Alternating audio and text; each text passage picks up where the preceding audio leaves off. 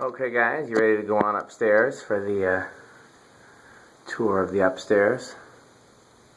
Here's the stairwell. As you'll see, there are advertisements all lining the walls.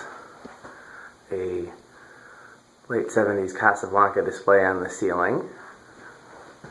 Ignore the scaffolding, that's just left over from the project. Small battery powered and automotive fans along the ledge.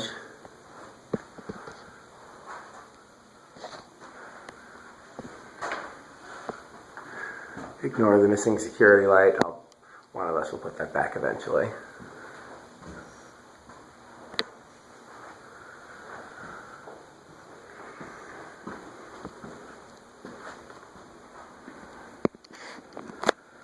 Okay. And now we're here. So let's look at the stuff on the ground first. These funeral parlor fans have been there. Casablanca display.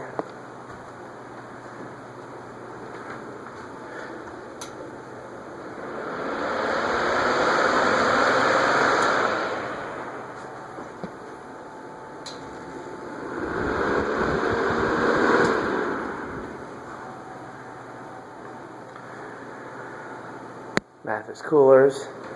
Hand fans, Fanimation Arden, I think it's called. I'm told that all of the floor displays will be changing soon, so it's part of the reason why I'm getting a fresh video. Some kind of strange, oh, it's part of a sewing machine fan.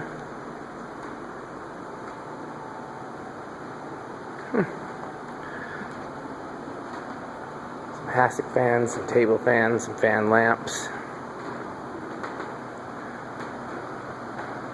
One of these Fanimation things, I don't know what they're called. It's got an H and a fish on it, a swordfish, so that's interesting. Fanimation Brewmaster ad. Urban Jet.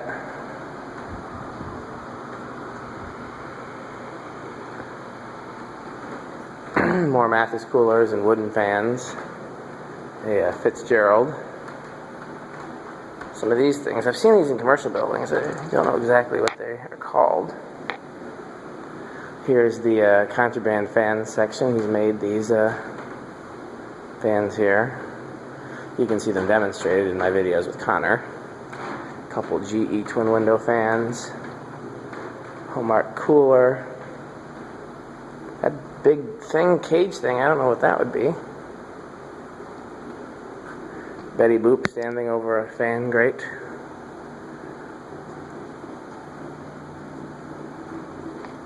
This super cool double Westinghouse that I really want. My c.late. Another one of those H things.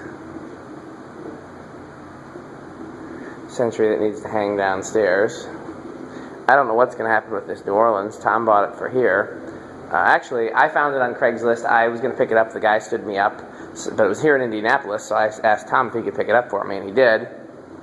And it's sat here ever since. So I really don't know what the plan is for it. Dyson.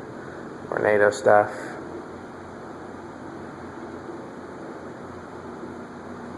The Hassock fan uses a prop at the Perry Mason show. Can you see it in the picture?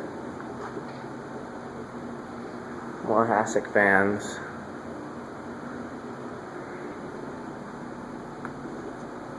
Heater Hassock fan. One of those H things.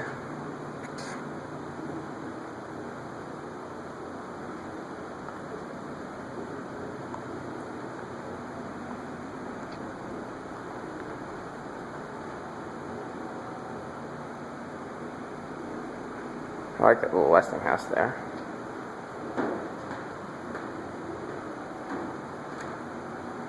Gas-powered fan over the Fanimation talk show setup with the fan lamp. Yet another one of those H things.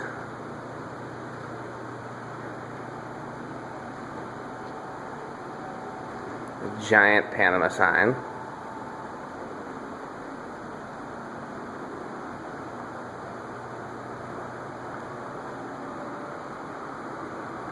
All these pulleys that go to fan systems. The dentist chair with the fan on it. Lots more fan ads.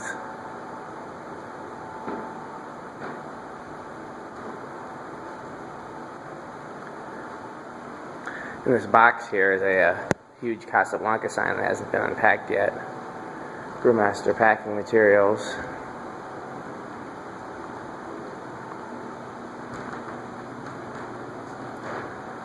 This circulator is eventually going to be hung in the foyer downstairs with the other circulators. More Hasek fans. Furnace blower motor. And these Holland-made Nivola fans. They're probably going to get hung up somewhere eventually. Okay. That's everything on the ground level. Let's go back to the beginning. Right, when you walk in the door is pretty much the only fan that Tom specifically got for this upper level, which is a Rejuvenation fan's Heron. And Tom specifically wanted it right here when you walk in. So I had the idea to put it on a 4-foot down rod, and I like how it turned out. It's a really cool fan, moves a lot of air on high. We'll do a separate video. There's a Moss Four Seasons copy made for JCPenney with the same light kit that was shown on it in the JCPenney catalog. These are very rare. There's an ornate Calcutta, aka Sunbeam, aka TPI. Only one I've ever seen with in polished brass. No, I've seen another one in polished brass with these cool tight weave cane blades. It's a really cool fan. For those who like industrials, here's an industrial with a light kit. Synlix, Dinway, Gulf Coast, Commander, whatever name.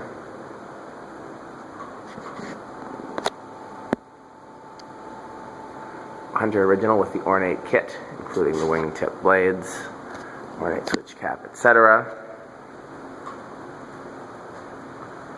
This is the Friday fan Zephyr. Tom didn't remember it when I showed it to him. It's an ordinary Zephyr, except it's K55 with a cardboard box and has that really oddball light kit that Tom says was made out of protest on the Friday after Thanksgiving. That's what he said when I showed it to him years ago. When I showed it to him a couple days ago, he didn't remember it. One of the first Fanimation Palisades. Note 3 blades on each side with the hockey puck flywheels. Unknown ornate fan. We don't know who made these. We've been calling them Key Largo for years, but they're not. With the stencil. Hunter 1930s original in black. Tom picked this out for over the dentist chair. Originally he wanted a blue one, but look at that scenery. So now we like the black. Hunter 1886. Thank you, Mark Castro and Daniel Groundwater, for helping me acquire this. I put it here especially because there's the actual Turek from 1886 downstairs, the 2-blade one, so you can compare. Encon original copy, 36-inch, 6 blades, S-vents, really cool. Okay, we've seen that one before in the old video. I'm just going to skim past the ones that we've already talked about in previous videos. Emerson pedal. This is the earlier version before they were offered with the integrated light kit. I really want to find the integrated light kit for it because I think that looks cooler. I just put this round globe on it because it's very close, you know, but I would like to find the original light kit. Phil Rich. Kind of a blender fan copy. We don't know much about them. K63 motor, plastic canopies, reverse pitched. Very cool.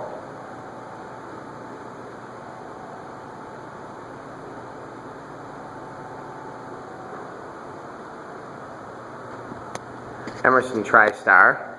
This is a modern model that they made at the same time as the pedal in the 90s. I wanted one for years and finally found one. It's very cool. It's one of my favorites here added to the museum. Venton Electric Company, or VEC, 48-inch industrial. These were only sold in Mexico. I think one turned up in Canada. I bought it from Craigslist off near the Mexican-Texas border.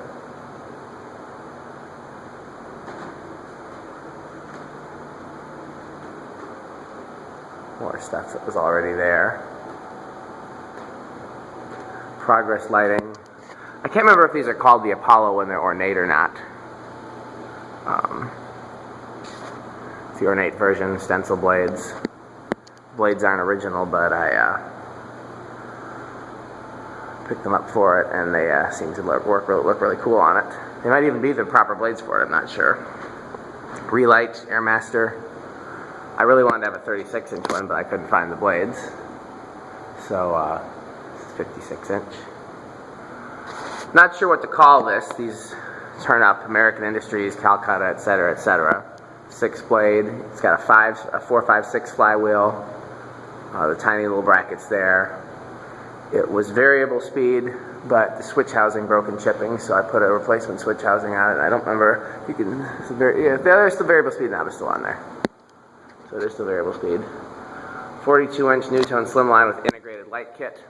These were sold to be a low ceiling fan because the light kit removes some clearance, and then the motor is thinner, and there's no lower canopy, and so designed for lower ceilings. Can't remember if we figured out the brand on this or not. We call it the turkey vent fan, turkey foot vent fan, or something like that. Somebody gave it a name. Yeah, unknown. Stamp motor, but some cast parts. One of the blade brackets is a replacement. I actually have a full replacement set. I'm going to replace them all one day, but didn't feel like doing it this time around. Ring fan industrial. These used to be very common when I was a kid, and now you hardly see them anymore. Made by Leading Edge, presumably by China Cold Storage or Weatherite for Leading Edge, and then relabeled Dayton. You can see why we call them a ring fan. So here's a tiny little tat. Fairly common motor and canopy style, but you don't see these in 36-inch wood blade very often. And it was new in box. I thought that was really cool. So this you've seen before, but you may notice it's spinning now. It's thanks to a disco ball motor. Hunter 6-blade Studio Series. These are fairly common, but not common as far as a 6-blade version goes. Here's another one. We don't know who made it.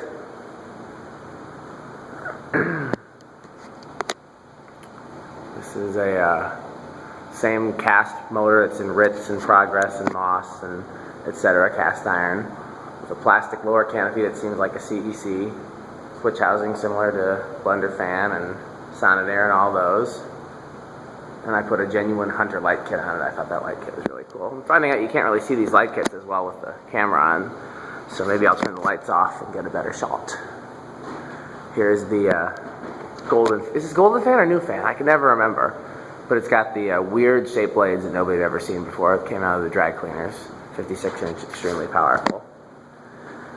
Speaking of oddballs, here's the cat with the fluorescent light, Mistol, labeled Mistol.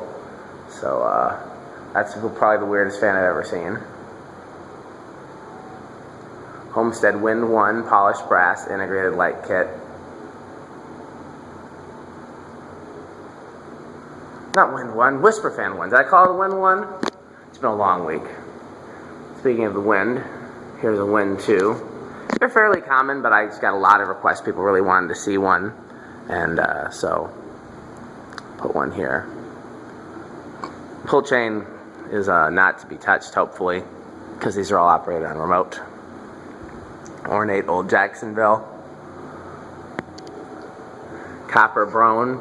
This is the same OEM as the Progress and the Moss and that unknown thing and everything else. It's literally a Moss heirloom in copper finish with an electronic speed control instead of the cardboard box. And one other thing was different. Can't remember what it was, but it literally it's a Moss heirloom except for a few differences. There's a Canadian new fan. So the Canadian ones have some different stuff, including a little mini switch housing on the bottom. Here's a Homestead Mickey Mouse fan. I picked this up on Craigslist on the drive here. Pretty rare. They came labeled from the factory that way. It's got a 4-speed control like the 4-wind. Rubber flywheel. 855 motor. 44-inch. Okay, here's that Mitsubishi. I've been told, I can't read the writing on it because it's in Japanese or Chinese or something, but I've been told it's a Mitsubishi. 36-inch teal industrial from the late 50s, early 60s. Here's a Whisper fan 2 with stencil blades. Here's the Jab, union made for curved blade industrial. And this is a French gyro fan that Tom picked up. The blades are rubber and the canopies are plastic. We don't know anything about it. We hooked power to it. It didn't run, so we're assuming it runs on 220. So I think that covers all the new stuff.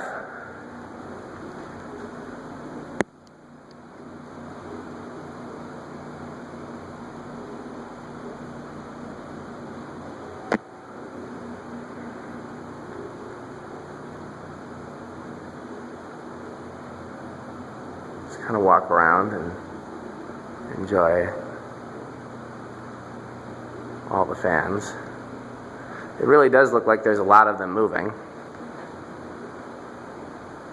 Even though of the 100 or so fans that are hanging, it's only, what, 20 that are spinning? It seems like a lot.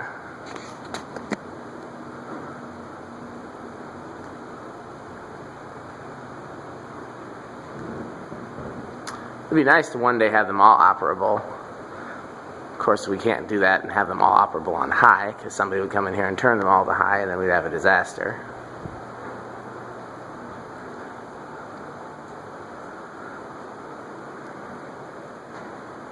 So let's hit the main switch.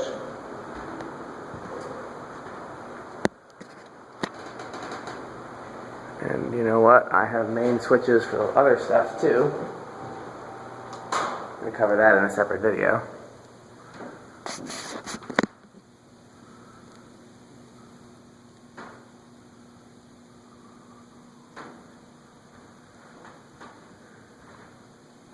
I turned some of the lights back. I don't know what number are the lights.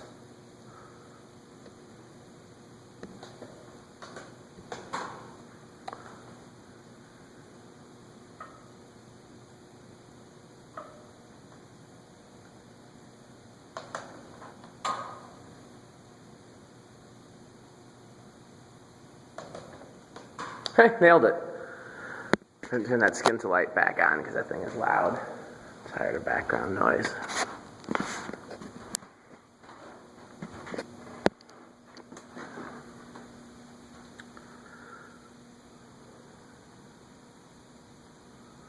And kind of stopped. Phil Rich has stopped. Progress has stopped. VAC has stopped. TriStar has stopped.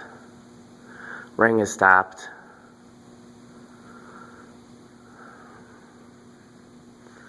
Let's just go walk around and look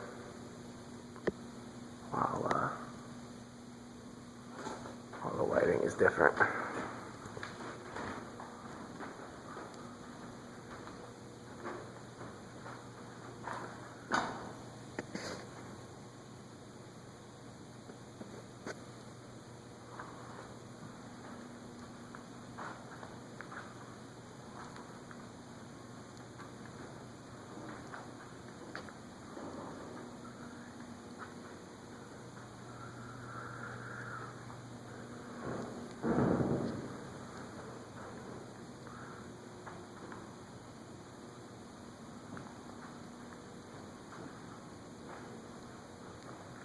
Connor and I were in here the other day making a video. We noticed the fans on this end spin down a lot slower than the fans closer to the door. Seems to be purely coincidental. There's nothing electrically that would make that the case, but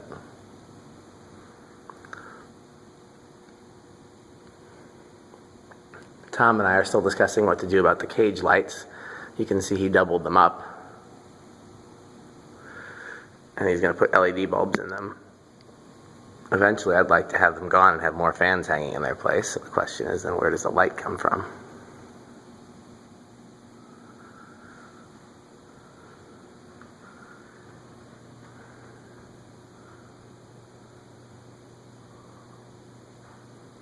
Let's take a closer look at the ones with lights. Since the lights are off, we can get a better look. There's the beach ball tat. I keep calling it a tat. It's labeled Mistol, but we know it was made by tat. Unknown thing with the cool hunter light. Hunter Studio. Let's get on the other side of the sunlight, get less glare. Not sure if you noticed, I changed the globe on this, so tell me what you think about that. I thought the design on that globe matched the design on the motor housing. What else had a light?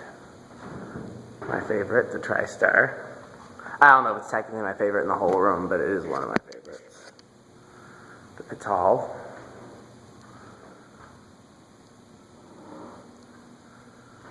Phil. Encon. And the Heron. That Heron is cool. I'm going to get me one of those. Okay. So let's make everything go.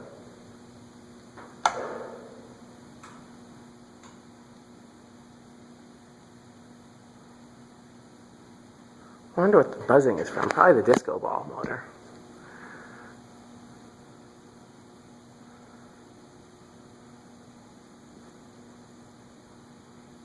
Everything start. I gotta make sure nothing's stalled out. Looks like it. Okay. Let's get ye old bucket o remotes. Oh, it's heavier than I thought it would be.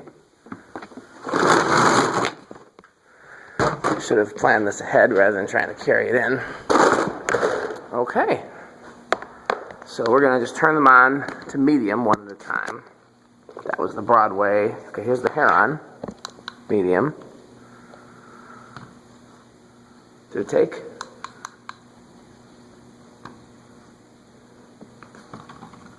Yep. Okay, what's next? Ritz question mark. That's what I called that unknown. Yep, that took. What's next? New Orleans. Nope, that's for the hallway. We're going to keep these in Tom's office or something like that when I'm not here, because we don't want them to get lost and we won't be able to control the fans. Progress. That's right in front of us. Medium. I heard that kick on.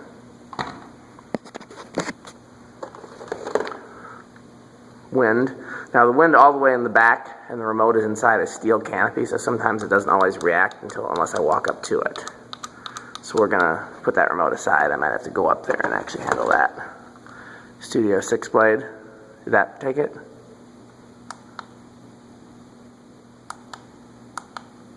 Yep. Ring fan. I always hit it a few times because sometimes they don't always take right away. VEC. I heard that speed up. 20th century, that's in the hallway. Relight. That ring really flies on medium. You sure that's medium and not high? Good God. Let's make sure, where is it?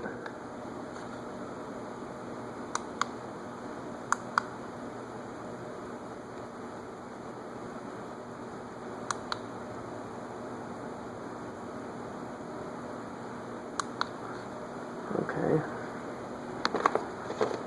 Four Seasons, that's in the hallway. Cambridge, that's in the hallway. That's the last of the hallway remotes. Tat, I think that means the small one.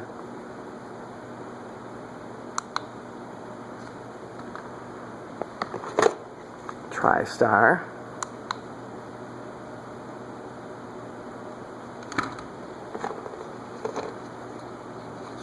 Mistol.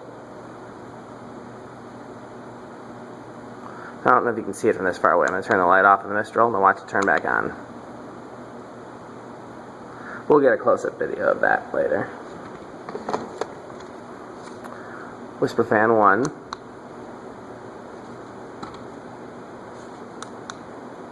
Some of these really go on medium. Golden fan.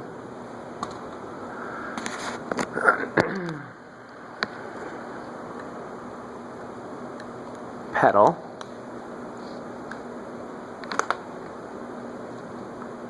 Encon 6 blade. 1886. Why is the light off on that Hunter 1930s? Must have bumped the remote. Turn the light back on. We'll turn it to medium. Feel rich. And everything should be on medium except the Palisade. Let's turn the Palisade to medium. Okay, let's go walk around and look. Heron's on medium. It's definitely on medium. It's definitely on medium. That seems medium-y. So does that. That looks like a good medium.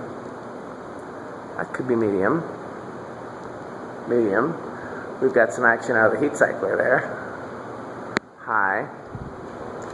These look like high to me, but they must just be small fans. What's ticking? Something in the golden fan canopy. I might go up there and fix that before I leave. Studio. That also seems like high, but I'm sure it's not. That's clearly medium. Oh, we forgot about the wind. Whisper fan's clearly medium. So let's go back.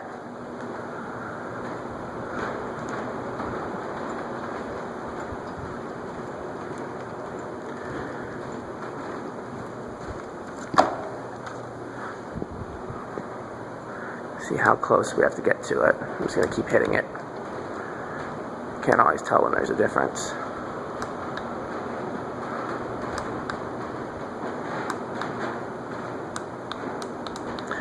I don't see a difference. It should have taken by now. There we go. We'll leave that. No, we'll keep it up front so we know what's going on. So everything's on medium. Now we're going to turn everything to high. I want to caution you guys, don't expect that we're going to do this every time you come visit. It's not good to put all of them on a high for a variety of reasons. Be something that has to, first of all, Tom or I have to be here and we have to say okay. So, but I'm going to do it right now via remote. So, you know what? Let's start with that wind since I've got that remote in my hand. Let's go back there again.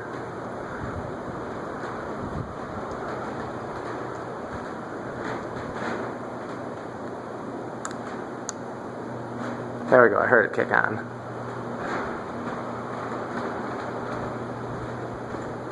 Huh, Zephyr's moving backwards. That one's moving forwards. This is just medium. What happens when we get to high? Let's find out. Palisade, high. Feel rich, high.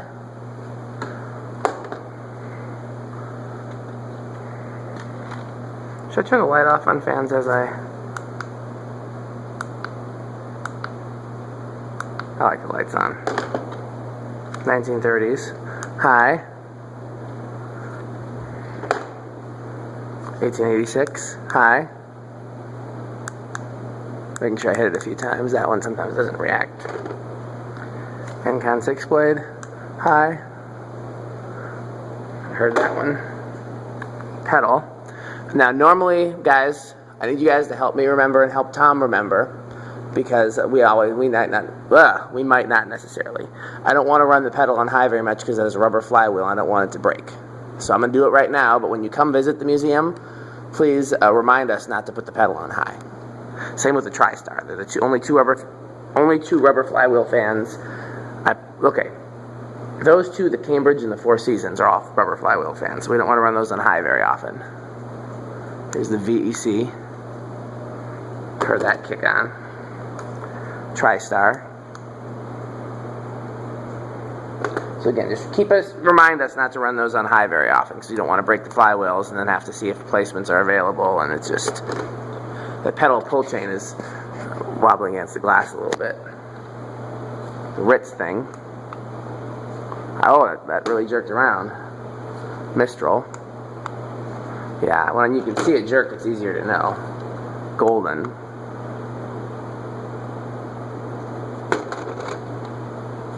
Heron.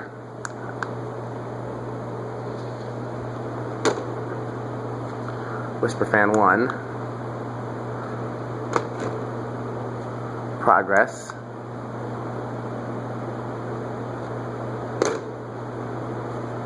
Relight.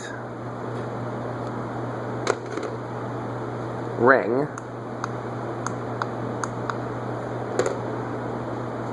Tat. This is everything on high. I bet you this video is going to stop pretty soon. So what I'm going to do, I'm just going to keep running them on high.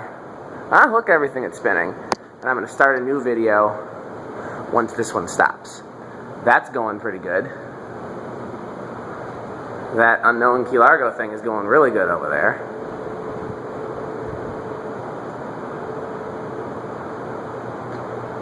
The Newtown's going pretty good. Heat Cycler, the SMC Lagunia in 24 karat gold, the Magic Heat. We got a lot of fans operating that don't have power up to them. The Hunter thing there. The Whisper Fan 2. Let's turn on all the little desky fans and things too. Let's add some more. Let's really run up their electric bill. Take that, Fanimation. I'm going to do a separate video showing you how these controls work.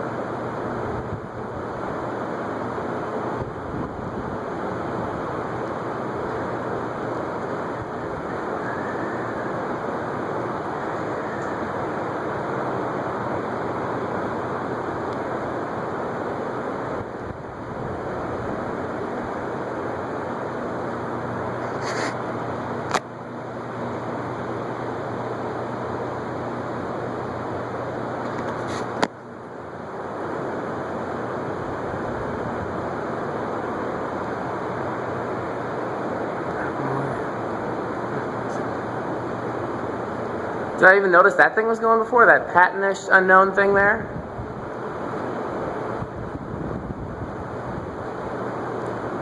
I feel like I didn't even see that one moving before. Maybe it wasn't. Maybe it just started. I really like the Zephyr moves. I don't know why that tickles me so much.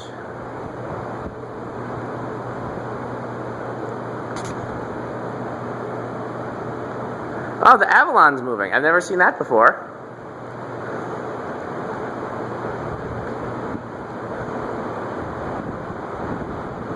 This American Industries used to spin when they turn all the fans on high. Why it's not doing it now, I don't know. You know what? I'm going to give it a little push and see if that makes a difference. I keep a fluorescent light tube in here for pushing and stopping blades and things of that nature, because I figure it's less likely to damage the blade. Don't try it at home, though. You don't want to break a fluorescent light tube and upset your parents. Yeah, I had to raise this American Industries up a little bit because it was one of the blades was a little lower. I didn't want to risk breaking the bracket, so I couldn't bend it up, and it kept hitting the Airmaster.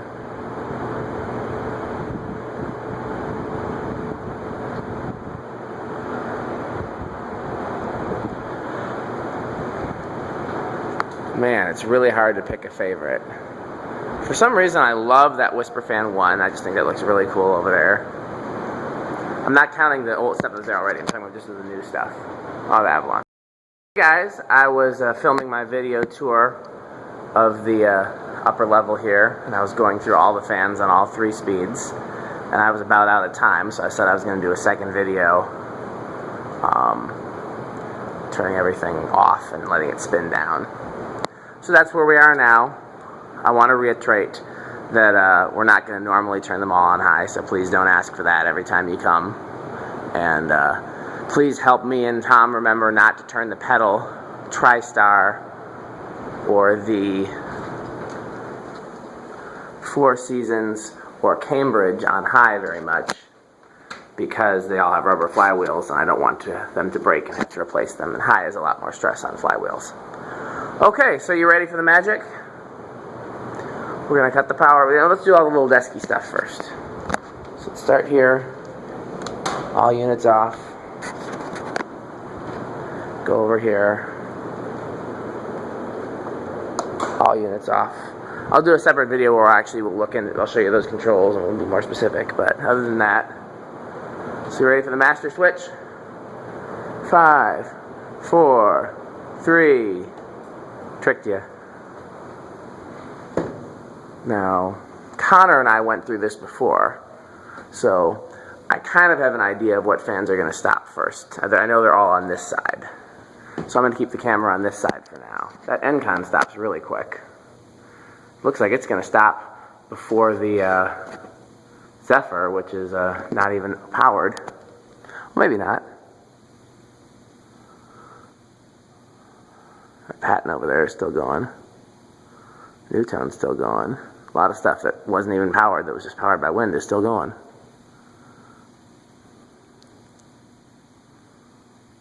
Okay. NCON has stopped. I don't know if it's first. I can't keep track of everything. There's too many fans. We need enough people in here to just spot. Phil Rich has stopped. That was pretty quick. The VEC has stopped. That was pretty quick, and that's surprising for an industrial. The Newtone's still going, and the seat cycler is still going, and they weren't even powered. 1930s is still going, 1886 is still going, Relight, Progress, SMC Laguna, and the Magic Heat are still going. TAT's still going, Hunter 36 is still going. Man, I can't keep track. Let's see if we can figure out what's next. Zephyr's still going. Is the Heron still going? TriStar stopped. Heron's still going. Okay, 1886 has stopped.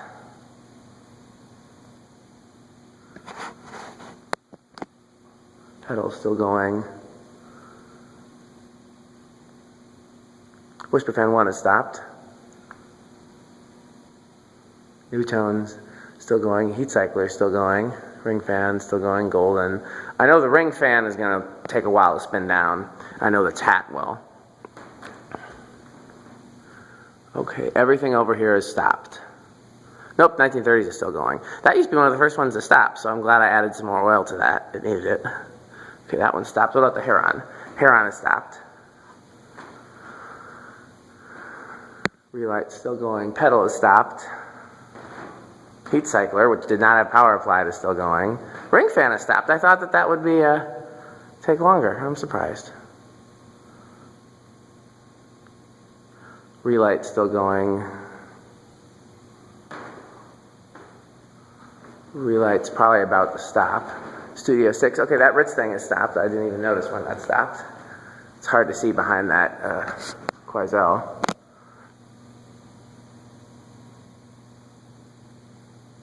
Wind 2 is still going. Okay, the Relight stopped. Heat cycler is still going. How does it do that? Okay. Which one of these is going to stop first? Probably the Studio 6. Heat cycler is still going. Studio 6 has stopped. Golden fan has stopped. Wind has stopped. Only thing... Oh, heat cycler. That's a brand new in the box fan. I can't believe those bearings are that good.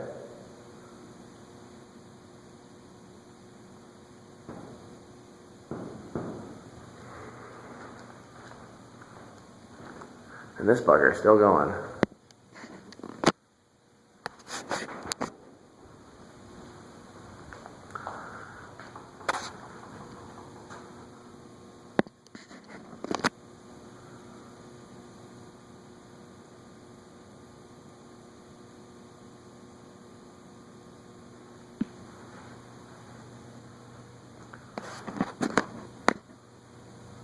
Whoever installed that one did a nice job of placing the receiver. It looks really classy. Might have been Charlie. Charlie and classy are not usually two words that I associate with each other, but that was a joke there for those who know Charlie. Okay, since I know a lot of you guys really like spin down, and if I have enough battery life, I'm going to do it again, but stand on the other side of the room so we can see the ones we didn't always see. So we have now, and again, I'm not going to normally do this, especially on the flywheel fans, because it's real dangerous, powering on high from off to high.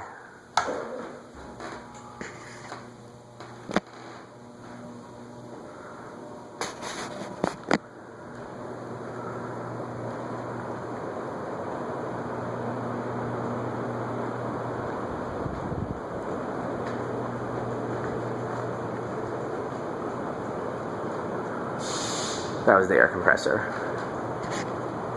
Okay. Give everything a chance to get going again. Give it about 30 seconds.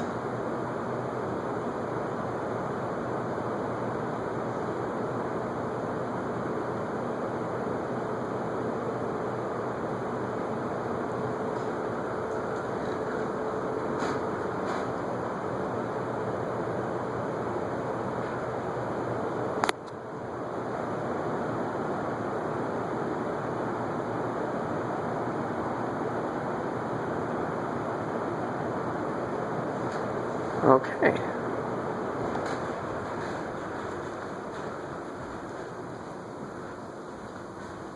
Go on this side of the room.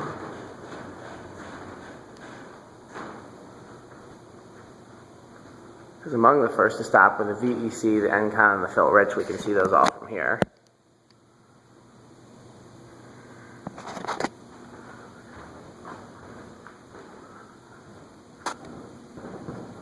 I'm surprised the VEC stopped first, but it is aluminum blades, so.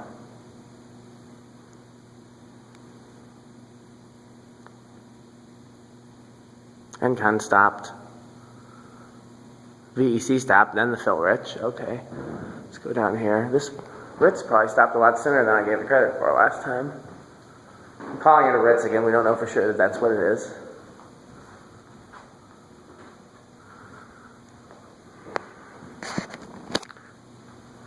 $1930 still going, progress still going, TAT's still going. Okay, the Ritz thing just stopped. TriStar just stopped. Pedal's still going, 1930 still going. What else do we have?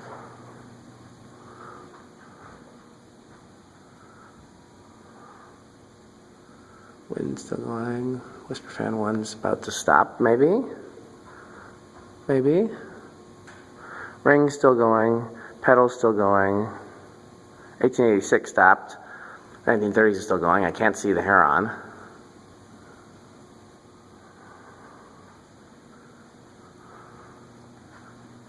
Pedal's still going. Everything else down there. Nope, 1930s is still going.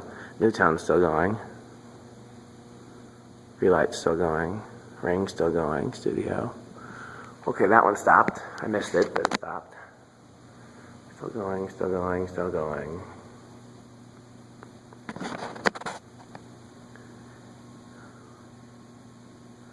Pedal stopped, 1930 stopped. I think we missed those.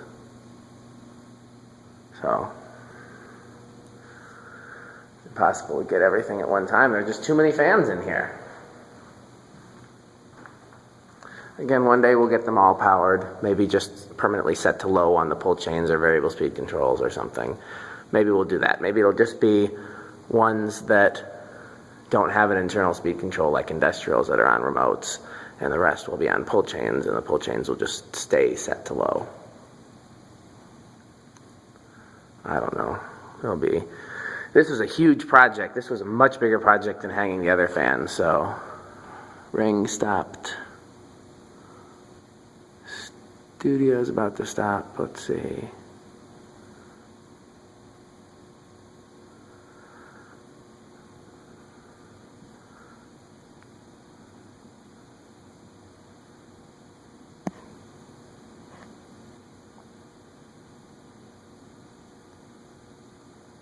Golden fan stopped, then the studio, then the wind, but it was neck and neck. This is still the last holdout beach ball. So, okay, well now, because I need to do some other stuff after this video, I gotta turn the switch back on, and there's no way to reset the remotes. So I gotta turn them back on high once again, and then turn them off from the remotes. So let's watch, it'll be fun. Okay, oi. Mistol, off, off. Progress, off. Relight, off. Ritz, off, light off. Golden, off. Whisper fan 1, off, light off. Tat, off.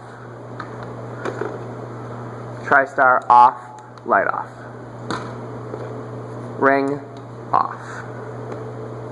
Heron, off, light off. Light off, I said. Told you sometimes it takes a couple takes. Studio 6, off, light off. 1886, off. VEC, off. You can really hear a difference at VEC. That thing flips. Pedal off, light off. Wind, off, but I'm going to have to go over there. Palisade, off. Stopped clicking in the mode. Encon 6, off, light off. 1930s original, off, light off. Wind, we still got that bugger. Phil Rich, off, light off. Is that everything? Sometimes they don't react to the remotes, but it looked like everything reacted except the wind. So I'm going to keep hitting it. Let's see how close we have to get. Sometimes I've been able to do it from back here, sometimes I haven't. Off, off. Ah, did it from there. Okay. Well, I hope you've enjoyed this as much as I have. I'm going to take a break from filming and work on some other stuff, and then I'll film some more videos, so thanks for watching. We're back upstairs at Fanimation. I want to show you guys the portable fans that are powered up and what we're using to control them. So, if anybody watches my videos, you might have seen me demonstrate the Christmas lights in my house. I have them on what's called X10. I also use it for some accent lights in my house. It's a control system that sends signals through the house wiring, much like IntelliTouch, and then your lights and appliances and whatever you want controlled by it are plugged into modules that receive those signals. So I have a controller in my house that only controls 8. This is a bigger controller that controls 16. Here's what one of the modules look like right here. There are hardwire modules, there are plug-in modules. In both cases there are some that dim and some do not dim. So it's a pretty simple system. If you want to turn something on, you hit the number of the thing you want to turn on, then you hit on or off. There's also an all lights on, but that only uses the dimmable modules, which we don't have any of here. And there's all units off, which turns off everything. Now, since it sends signals through the house wiring, everything doesn't have to be on the same circuit, but in this case, everything here on all these outlets on this side of the room are wired. Well, let me show you. Some of you guys probably care. So all the outlets on this side of the room, you can see the conduit goes up in the ceiling.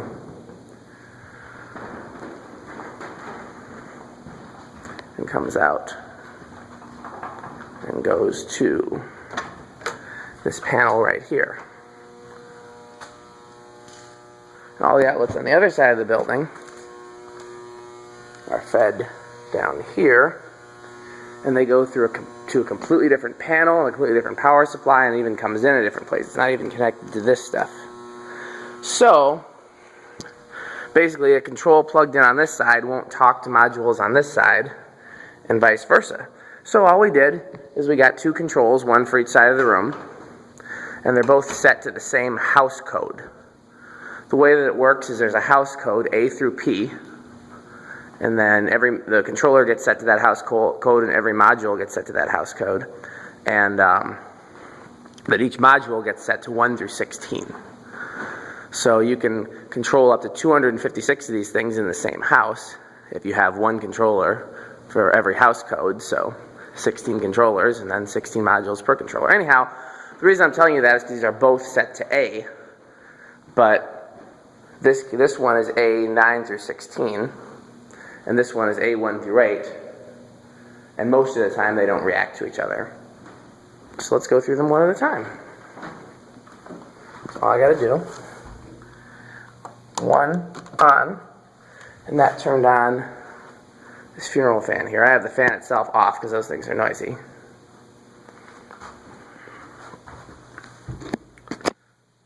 Two on. 3 on. That's this Arden.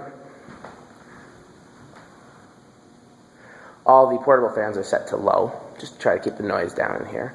I'm hoping they'll stay set to low, and those who want to control them will just use these. Okay. It's at 3, 4 on. 4 is going to be, I don't know what these are called, the H fans. So you got a big H and a swordfish on them. It's the H swordfish model. Is that low? That seems faster. Some of these are pretty slow. Is that set to low? Okay. Whoops, tripped over the control box. What was that, 4? So 5 on.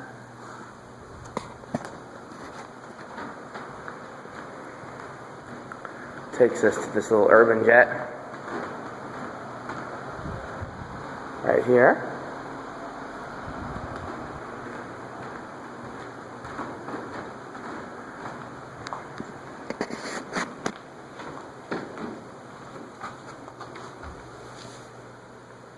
Six on. And Tom said the downstairs is going to get remodeled pretty soon. So not downstairs, the the floor level of the upstairs here is going to get redone pretty soon. This Fitzgerald here. So this will probably change around soon.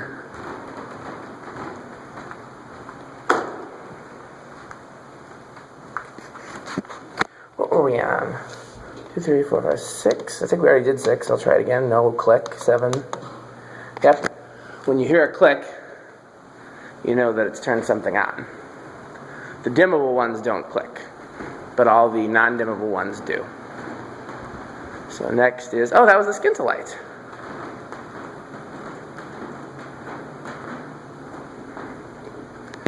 Tom eventually wants to hang this up or hang it from the wall, and rather than put lights in it, put 4 socket fans in it. So that's about as cool of an idea as I can think of. Okay, that was 7, so we got 1 more on this controller.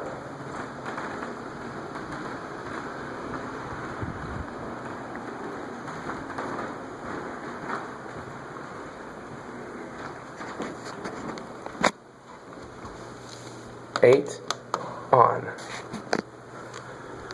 I don't know if Tom's going to keep the control there. I just figured that was a helpful place to have it right when you walk in the room. Part of the reason why I did this is because even these Fanimation fans that are plugged in, technically they weren't supposed to be on, because they don't want to leave anything on overnight or anything like that. So that was number 8, plugged in there.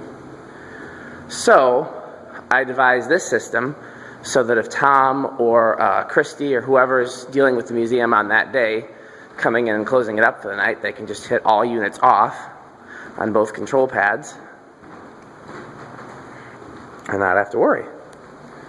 So 9 on, 10 on, 11 on. Wait, did I hit 11? Okay, hold on a second. I had 12 by mistake. 11 on, there you go, you can see it. 12 on, 12 you probably couldn't see from a distance. It's this. Are these called the Fargo or something? I actually really like these. I didn't think that I would, but I do. I kind of want one. I have to make that known for the next holiday or birthday. 13 should be another one of those H fans sitting on the ground over there by the chair. Not sure if you can see it. I guess I'll get closer. I didn't move any of these around. I just left them where they were and hooked the modules up accordingly. Except for that Arden. The Arden is new. Okay, so that was what, 13 I think? So 14. It's that lamp there. Technically there's a fan in the lamp, but just like the Fresnel ones, I don't have the fan turned on because I didn't want it to be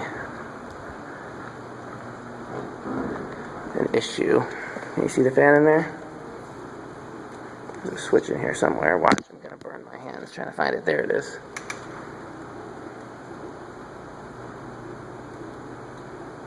See, it doesn't really start. There.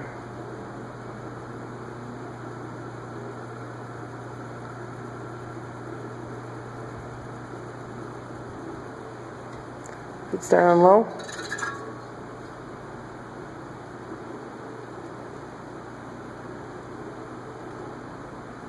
Doesn't seem like it. Seems like it has a real problem on low.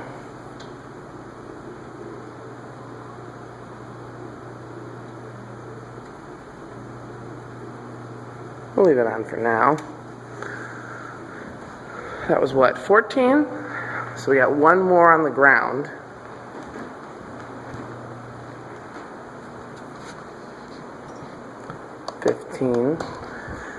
The whole X10 system, it can get pretty expensive. The modules cost about 20 bucks a piece. The controls cost about 30 bucks a piece.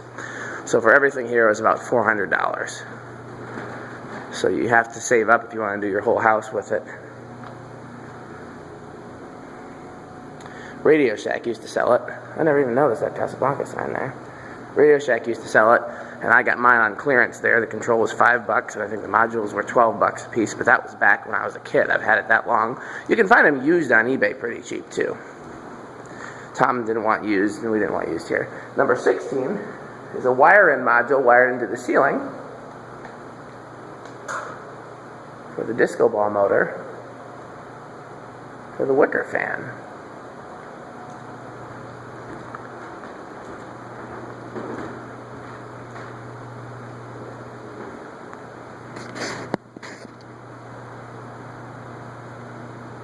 See if you can see the module. It's up in there. Nope, it's above the rafter. Okay. So I'm going to try, because again, they're on separate transformers, but sometimes it works. So I'm going to hit all units off on this one. And we'll see. It's going to turn off everything on this side. It did not affect that light there. Let's see. Did it affect that? It looks like that's stopping. It affected the lamp there. You just never know what you're going to get. But it didn't affect that. Those two are plugged into the same thing. Why would it affect that and not that? Did not affect the gear motor. It affected that swordfish fan. So it looks like everything, nope, that last one there didn't take. So it looks like that one, and the light. I'm going to hit it again.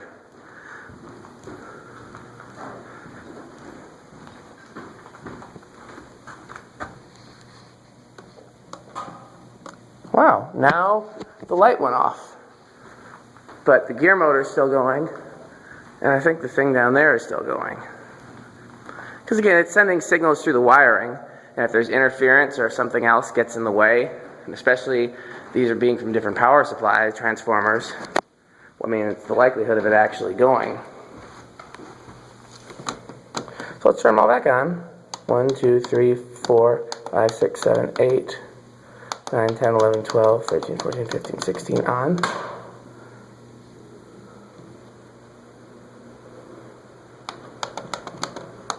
That light did not turn on.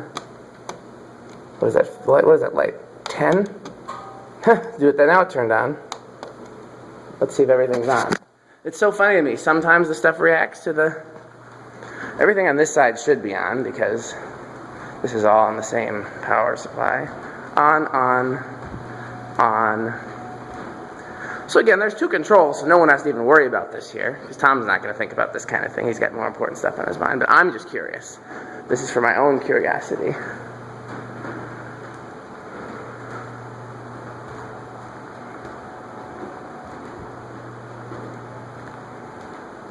So now we're going to hit all units off over here. Nothing on this side. That's very interesting.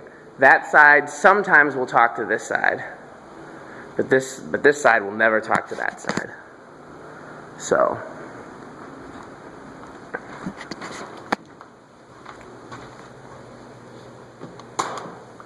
okay. Well, we've learned about X10. We've seen some portable fans. It's another cool thing to have in the museum. It's relevant also because of the IntelliTouch connection, so I think that's really cool. I'm going to turn the wicker thing back on. Part of me wishes I would have just left it without an ability to be controlled and just had it on all the time. But I know somebody's going to wonder why it can't be turned off, so this way is just kind of convenient. Okay, more videos coming up. Guys, we're going to go through the museum fans one at a time. I'm doing it at random. I'm just picking a control out of the box to see which one happens first. First control I got was this unknown spinner. I've been calling it a Ritz just because I recognize that motor shape as the Ritz motor shape. But we really don't know what these were sold as, or the name of the OEM. Excuse me. So anyhow, it's got a genuine Hunter light on it with a great big globe bulb. There's the light. Light off. It's using a Fanimation it's either CLR4 or CRL4. Can't remember what order the L and the R are in. Learning remote. And in this case it is stock. I've not modified the remote receiver in any way. There's low.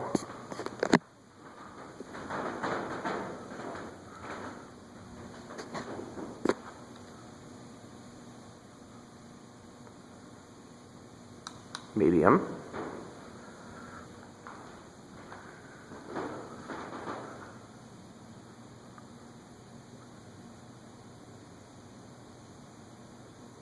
High.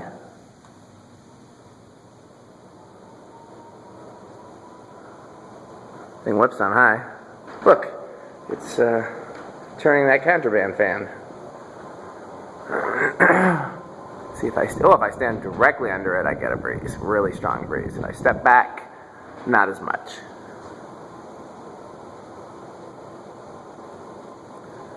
And spin down. The noise you hear is the contraband fan spinning.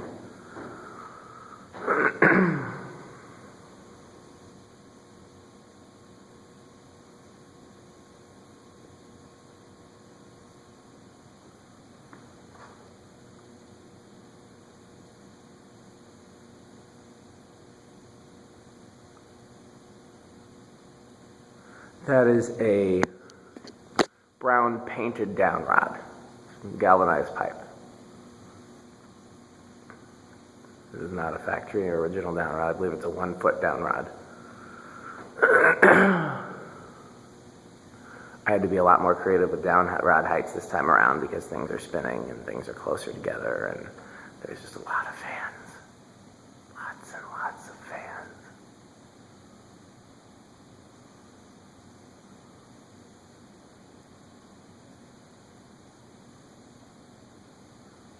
Pretty good spin down.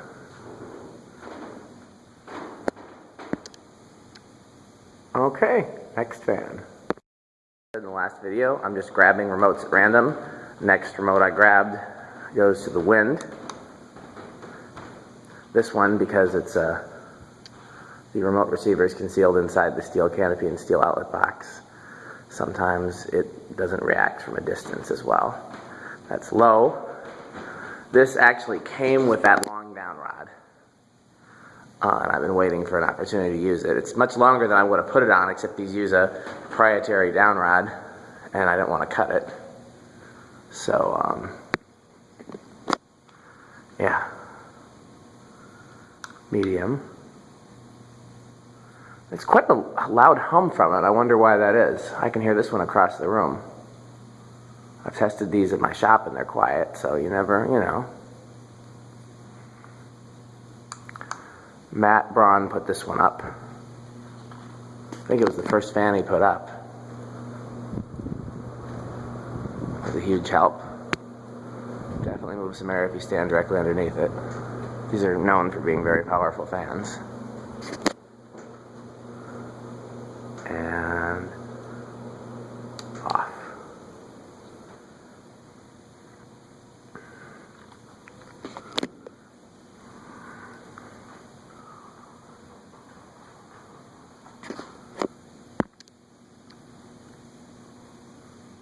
Behind it, the copper brown, that's one I really wished could have been powered, but I can only power so many. I let the guys, Lewis and Charlie and Matt, pick which ones get powered. Since they were helping, I figured it was the least I could do, so they made the choices. I snuck a couple in that weren't supposed to be powered. There were supposed to be a total of 16 powered fans plus the Heron plus the stairwell. I snuck in the 1930s original and the Palisade. I was debating sneaking in the Brown there, and I thought better of it. I was going to run some wire back there and make that a thing.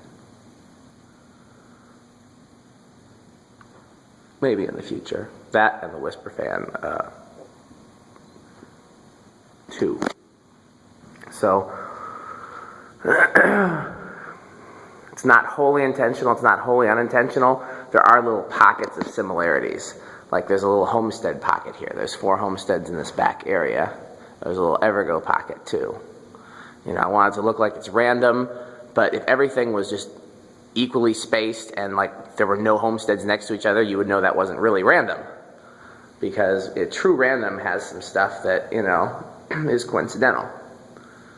So, yeah, there's a little homestead pocket back here. There's also some homesteads in the front, or at least one. I don't know if there's more than one. You know, there's a Casablanca pocket in the front, but then there's a Casablanca back here. So that's just kind of how I did it. Some of it was intentional, some of it was unintentional. Some of it I planned out like, yeah, I want these fans next to these fans. Other ones I'm just like, I have a gut feeling that this would look good here. And with the powered fans, again, the guys basically picked where those went. I let let them pick out which fans get powered and where they go. I had some say in where they went. Like if somebody said, I want to put a certain fan near the front that I knew Tom wouldn't want near the front, I was like, no, let's move that towards the back, like the beach ball. They wanted to put the beach ball near the front, and I'm like, no, I don't think that's going to go over that well. Tom likes the more Casablanca-looking stuff near the front. So, and the more kitschy stuff near the back. But I didn't want to, that's why the Mickey Mouse, the teal fan, and the sailcloth are back here. But I didn't want it to be, just junk back here, so to speak, and all the cool stuff at the front, so that's why the homestead pocket is back here. I'm like, if we're going to have, all the little oddballs back here that less people like, then let's put a really cool ornate fan, let's put, Yeah, I want, yeah, that kind of thing. So there was some thought in it. Okay, next fan. The remote at random. I think this is the first fan Charlie put up. It's the Relight made Airmaster from Great Britain. Me and Metal Pete bought this together. Abby was with us, so there's low. So far, everything that we've tested is using a stock learning remote and receiver. When I get to the modified ones, I'll try to remember to say so. So that's low. Medium.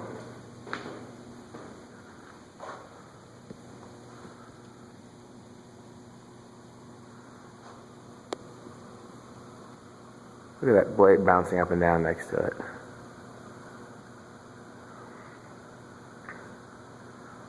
Hi.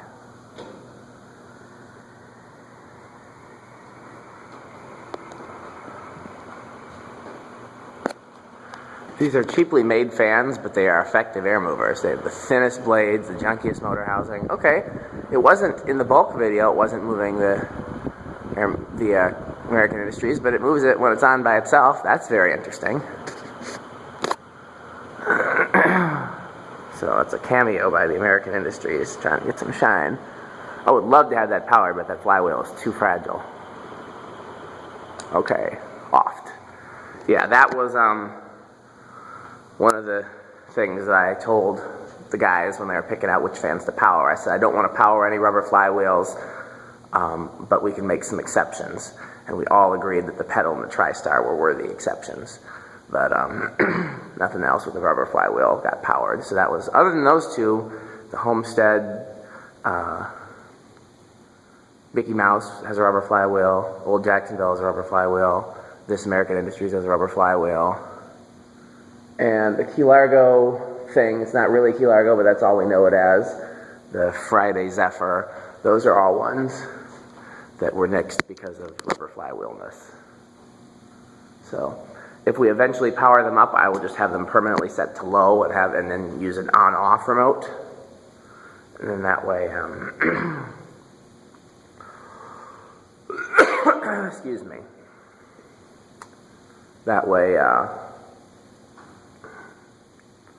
yeah, that way there'll be less chance of a problem.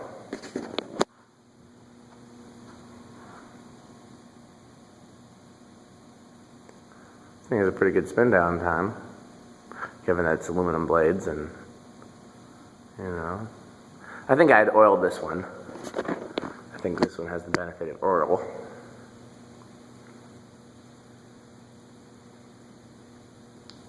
Really? That long of a spin down? Getting old over here.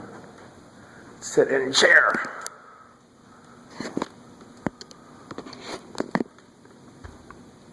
These to me almost look like what a ceiling fan would look like if you were drawing it and you weren't that good of a drawer. You know, just a flat motor instead of a circle. Very angular canopies, very straight blades.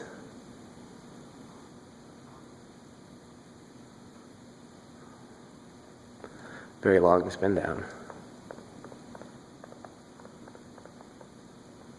What's some other stuff I would power if I could power everything? Definitely that Emerson Casablanca Classic there. 1930s original for sure. Heat cycler for certain. Newtone Industrial for certain. Oh, the one I really wanted to power this time around, and you know, maybe I'll sneak some wire to it one day. The Centennial. That deserves to operate, and it doesn't use a rubber flywheel either. I don't know why I didn't think about that until now. I could have just ran a wire to it and not said anything. Okay, let's do another one. Hey, so for those just now catching up with us, I'm picking remotes out of the bin at random and demonstrating fans in that order. Next up is the ring fan. This is on a modified receiver. I actually just modified it today. If you watch the video where I demonstrated all the fans on all 3 speeds together, you will see that I thought that medium on this was possibly faster than high, and I was right. It hit a resonant frequency. So all I did is disable the medium. So low and medium are exactly the same. I don't think anybody will notice because this goes rather fast on low once it gets up to speed. But if you do notice, it's essentially a 2-speed control. I'm going to hit medium. It's not going to make any difference.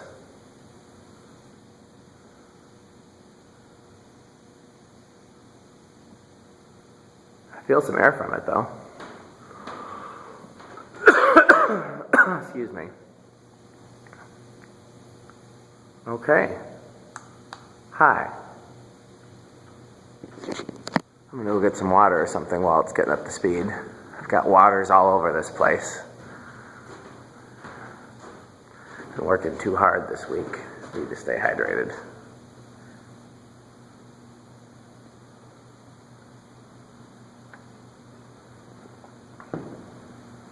Oh, you know what I forgot to do?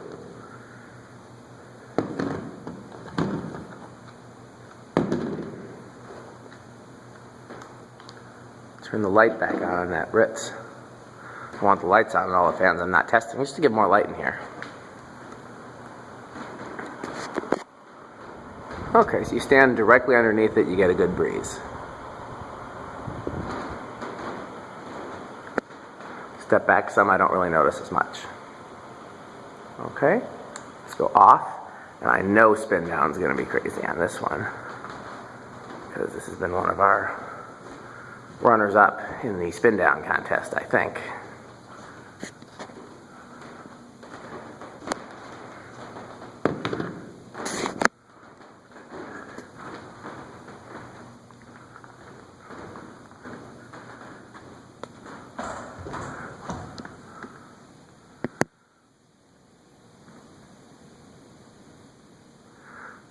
In my area, all the post offices used to have these. Some of them still do, some replaced them with newer Daytons, and some got rid of them. These were post office fans, usually in larger sizes, but occasionally in the small. The University of Wisconsin was loaded with the 56-inch ones. I mean, talking hundreds of them. They had those and blender fans mostly. And they recently removed the last of those. I was very sad. The only other places that have had them have been places I've videoed. I think there's a carpet store that had some.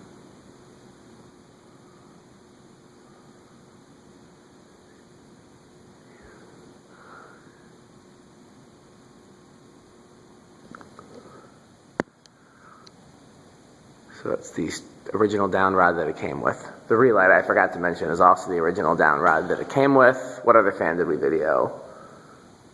Wind, I know we talked about that one. Who put up this little Airmaster? Was this Charlie as well?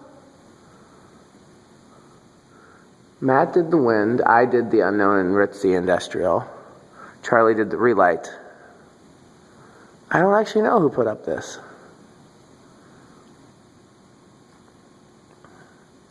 It was either, yeah, well, I guess I can't even narrow it down. I was going to say it's either Matt or Charlie, and I was like, no, or Lewis. I don't think it was Lewis. Lewis is the type of guy that like take so much care with each fan that he did that I think he only got to 2 the whole day, while like Matt and Charlie were hanging like a dozen each. You know, it's not that he was slow; he was just very careful. Okay, well that's the end of that one. We'll move on to the next one. Coincidentally, the Tat is up next, and that's coincidental for a bunch of reasons. One is it's next to the Ring. 2 is that it's the only other one with a modified receiver with the medium removed for the same reason. The medium hit a resonant frequency, so I just disconnected it. So it's just low and high. If you hit medium, it just stays on low. Also coincidental because I was saying I think Lewis only did 2 fans all day, but he actually did 3. This was his 3rd. So yeah, lots of coincidences there. And I think other than myself, Matt was the most efficient at hanging fans. Charlie was quick and good at it, but he would sometimes take breaks and spend time goofing off. Matt was just serious and got stuff done. Lewis was serious and got stuff done, but he just like he couldn't use splicing. He had to do soldering, and hit medium just in case there's a difference. Nope. Let's go to high. Yeah, I was just splicing lead wires into down rods just using electrical tape.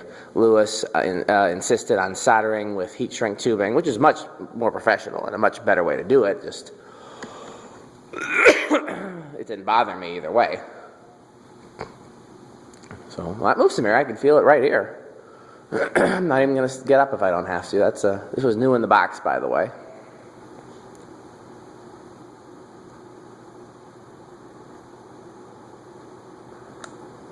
Okay.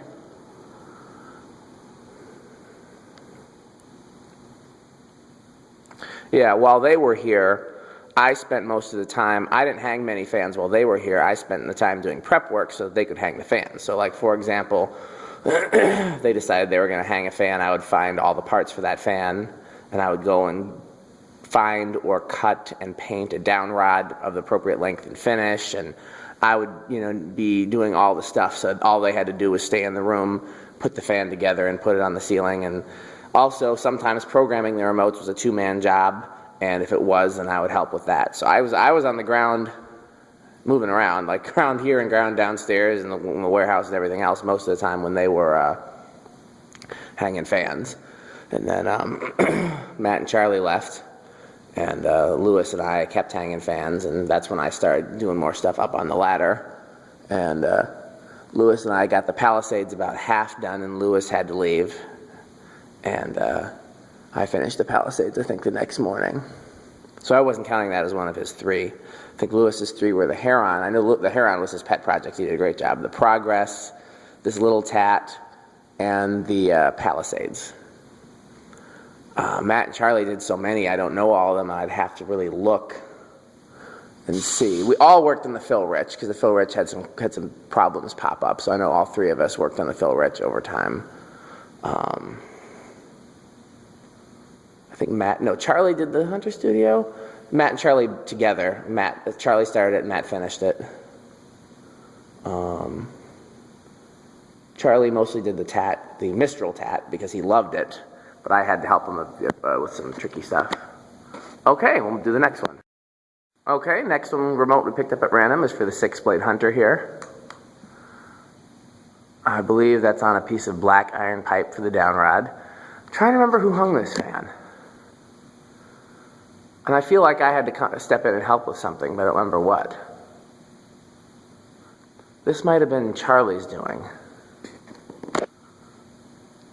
I really don't remember. There's low, medium. Oh, I forgot to. High.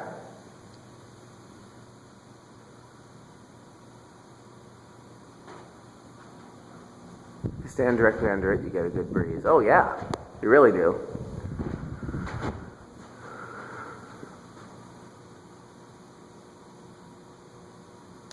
It doesn't go that fast, though. I guess that's a result of the steeply pitched blades. I had to help with something with the mount, but I don't remember what it was. I also don't remember who I was helping with it.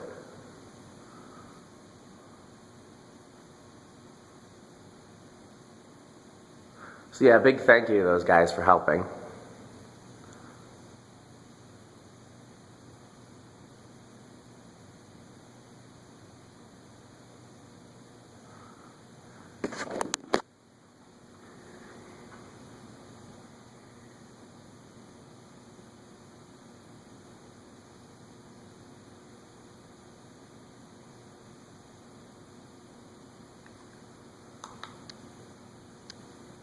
I'm not dimming these lights because I don't want to not know how to put it back to bright. So let's do the next one. Next remote picked at random is the Hunter 6-blade Studio Series. I'm trying, did I figure out in the last video, put this up? Charlie put it up, except he couldn't figure out what to do with the remote receiver. And Matt was really good at figuring out how to best position the remote receiver so that it did not look hideous. And so I think he came up here and fixed it. And so I think this was a Charlie and Matt project. It's got a genuine Hunter globe on it. Medium.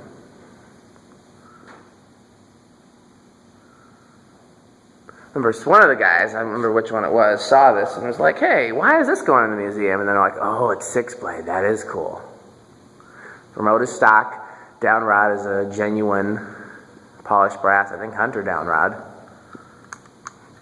18-inch, I think? I can't remember. I know in some cases we had to cut the down rods.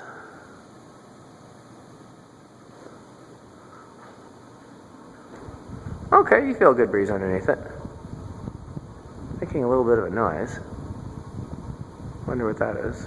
Wasn't doing that before. At least I wasn't doing that when I tested it at the shop. Could be just old bearings. Oh, that was turning the that thing a little bit. That thing can't turn very much without the chain getting tangled, so it's not really something that's going to keep happening.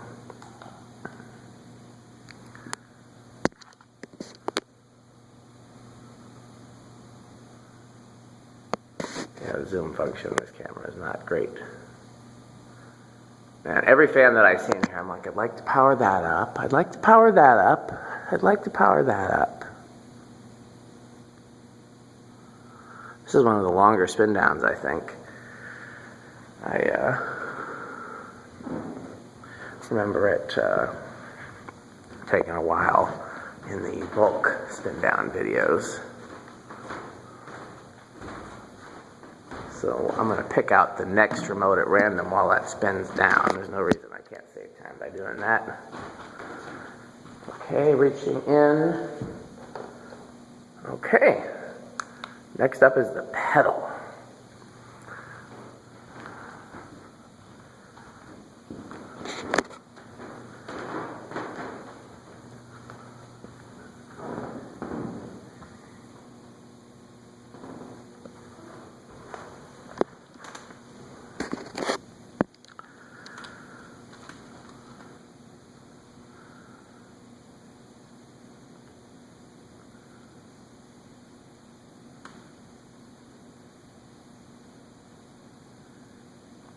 Yep, we're still going.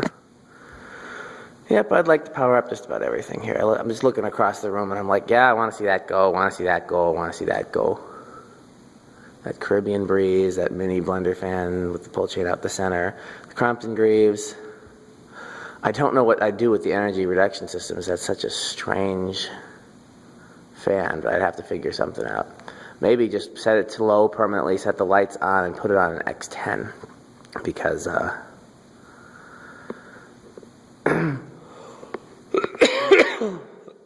that's not something I could put on a high, medium, low remote.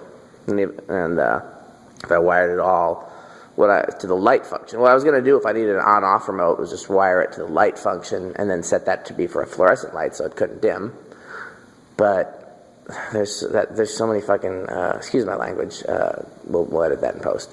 There's so many 100-watt bulbs in that thing. There's like 4 of them inside the motor housing.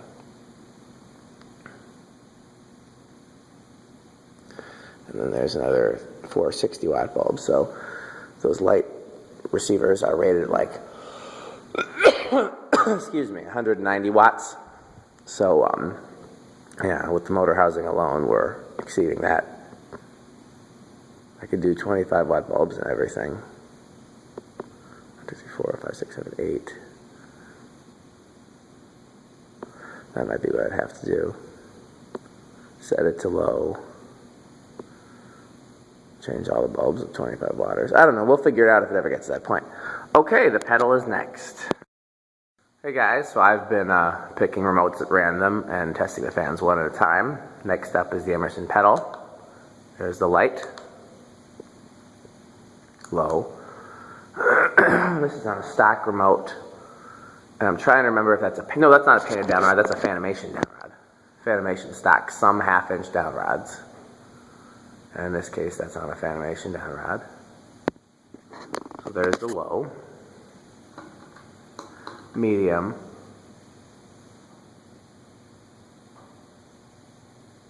It is on a rubber flywheel, so I don't want to run it on high very often. please remind me, or Tom, if you come to the museum and you get to try out the fans, please make sure you remind me or Tom not to run this on high. So I don't want to break the flywheel. I'll do it for the videos, of course. High.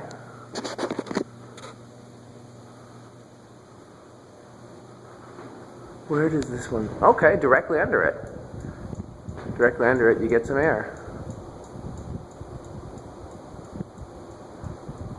Right about here, I can really feel it.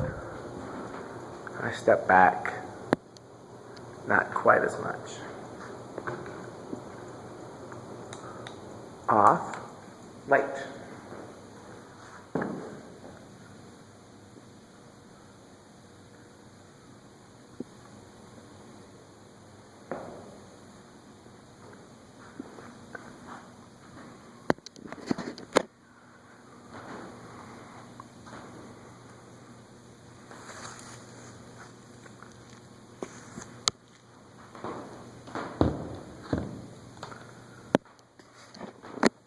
I love that Terra. I don't know where I would ever install it with those stencil blades, but I love it. I found recently some other fan company that used the same stencil, but I don't remember what it was. Or at least a similar stencil. Good spin down on this pedal.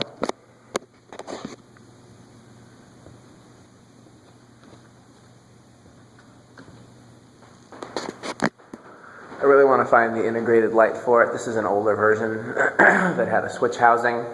The later version had a remote receiver and integrated light. It took the place of the switch housing. It just looked more streamlined. Still pretty cool like this, though.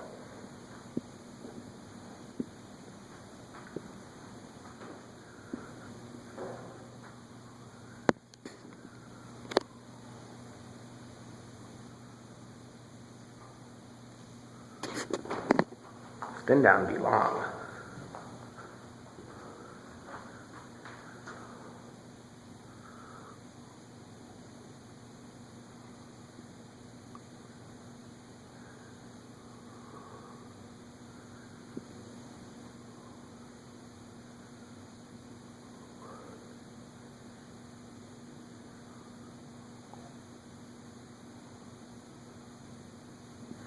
Okay, on to the next.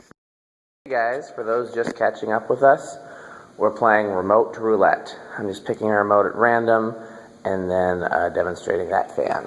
So since these are now all have the writing up, I'm just going to reach in, grab one. What did I grab? Mistol. So this is a cool one. So I think Charlie's favorite fan. He did most of the installation on it. It's on a antique brass down rod that I don't believe is painted. One of the coolest things about it, it has two circular preheat fluorescent tubes in it. So watch it turn the light on.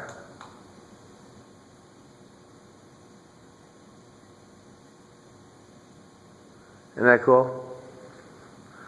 Turn it off. Unfortunately, it moves very little air. It's on a stock Fanimation learning remote. I just turn the dimmable function off, as you're supposed to do when you use fluorescent lights. The blades are very thin, excuse me, and very shallow pitched. So it hardly moves any air, but it is really cool. So there's low. Here's medium.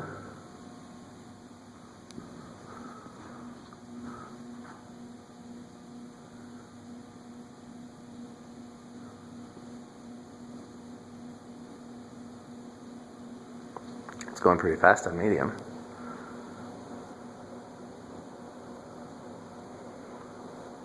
Here's high.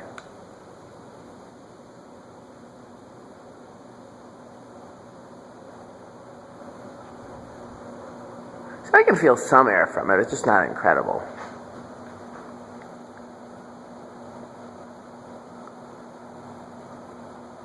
Okay, now I happen to know the spin down on this is insanely long. This was the consistent winner of the spin down contest. I'm going to try to find somewhere I can prop my phone, because I don't want to have to hold it still for that long. Got to be somewhere in here, all these fans. Something's got to be a good stand. Let's see about that. Can you see it?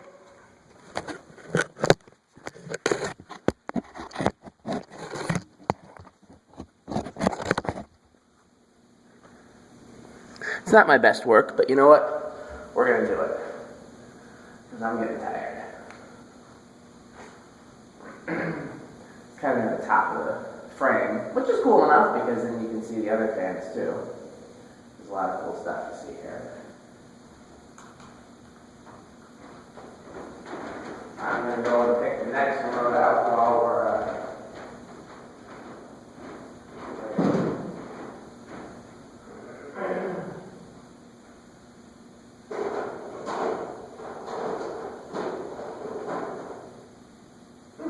golden talent. It's one of the same ballpark.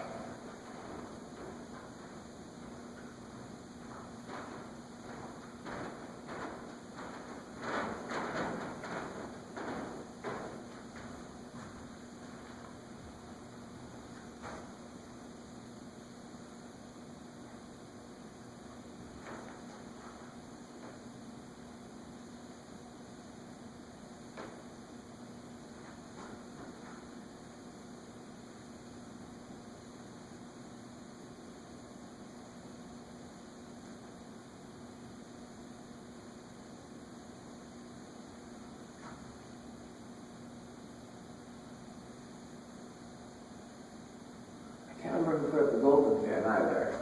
Matt put up both of the homesteads back here, both the wind and the whisper fan one. Charlie and I put up the tat. Somebody put up the golden, but I don't remember who. Well, there's some smudges in my canopy next time I get a ladder out. I put up the unknown ritzy thing. Matt and Charlie put up the studio. Lewis put up the tat. I don't remember who put up the ring. Lewis put up the progress. Charlie put up the Relight. Matt put up the TriStar. I don't remember who did the DEC. Charlie put up the pedal. We all worked up the go edge. Matt put up the 1886. And then we go over it again.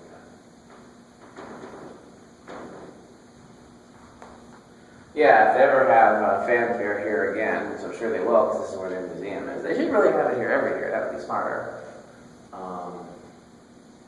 I'm going to see if I can enter this in the spin down contest.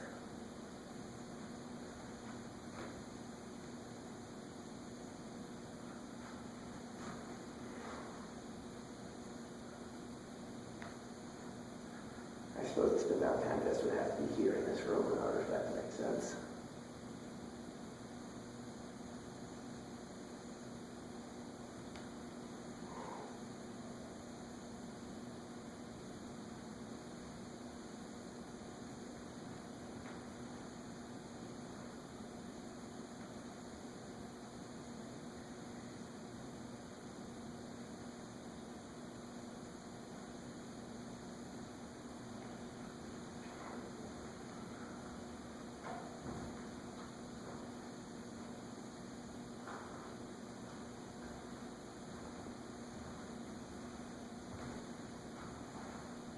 And we're still here.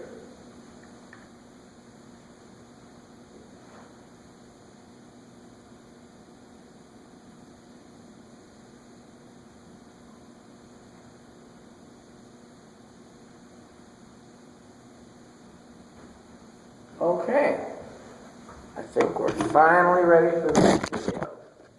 So, there's that one again, and we'll move on. So next up in remote roulette, I grabbed this golden fan. You may remember I pulled 3 of these out of a dry cleaner. This is the one that had an open in the motor windings and was pretty much never used. So after I fixed the open winding, it was the best of the 3.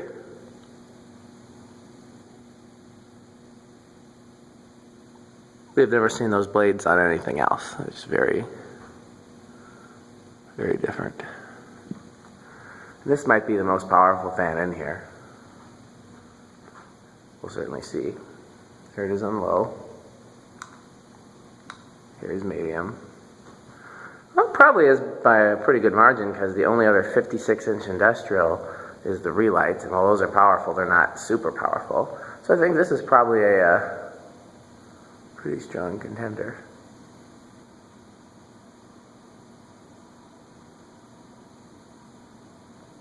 Medium. High. This is on a factory learning remote and receiver. And I'm fairly certain I painted that down rod before I knew that Fanimation had white 1/2-inch down rods.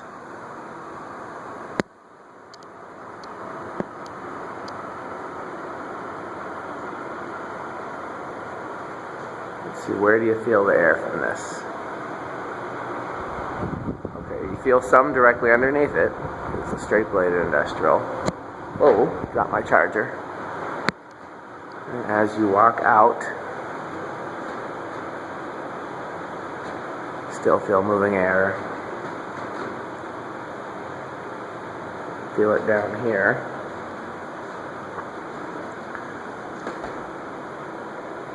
Feel it down here.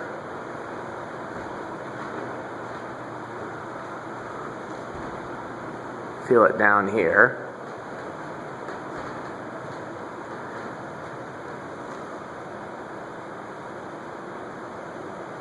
I can still, I've kind of lost the actual breeze, but I can still feel that there's moving air all the way back here. Nope, I just got a waft of a breeze. So, 2 of these would easily cover this entire space. It's amazing that they had 3 so close together in the dry cleaners. I told them that was way overkill. They probably could have gotten away with 1 gold line, given how close together they are.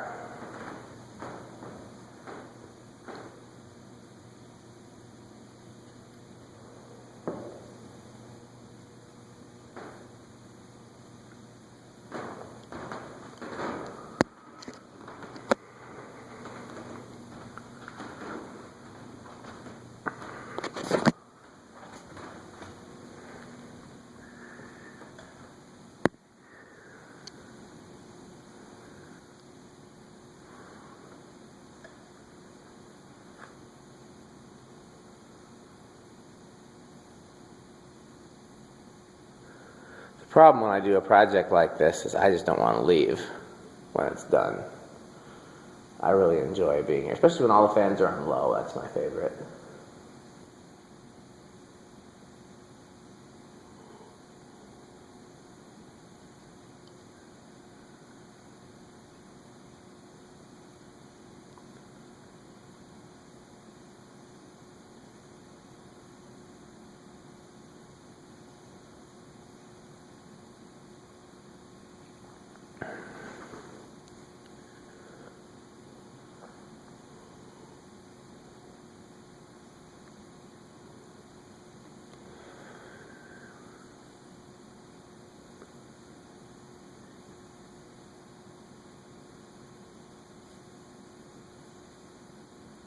This does pretty good on the spin down as well, but nothing is as much as that tat. That thing is just unnecessarily spinny.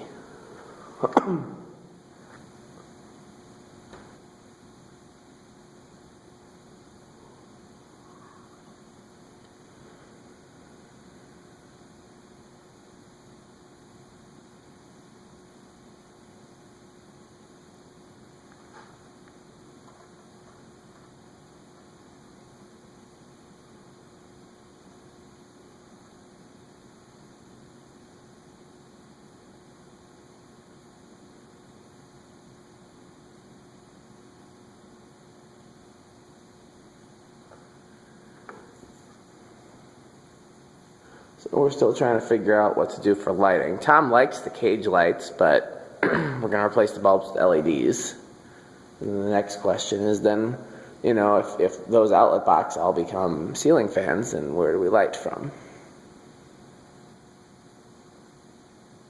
I like track lighting, but of course the problem with track lighting is that you have an awful lot of glare. Okay, let's continue. Okay, let's pull another remote out at random. I'm not looking. What? I just turned something off? I just saw something go dark. Apparently I must have bumped the remote. Looks like I bumped the TriStar remote, so I guess that's its way of saying it wants to be next. We'll do it that way. I love this fan a lot. I'm so happy I found it, etc., etc. You can check out my video of it in my shop to hear me talk about it some more. It is on a stock Fanimation learning remote and receiver. It is on a black iron down rod. It's low. It's medium. Uses a rubber flywheel. So as I've said in the other videos, please, if you come visit the museum and you want to see the fans on different speeds, please make sure to remind Tom and myself not to put the rubber flywheel fans on high, because I don't want the flywheels to break.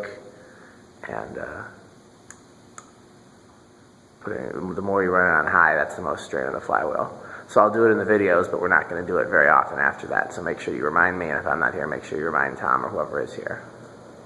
K55 motor, good air mover.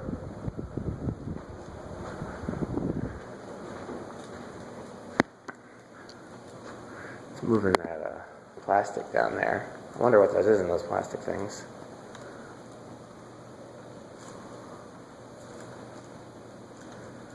Okay, off. I'll turn the light back on.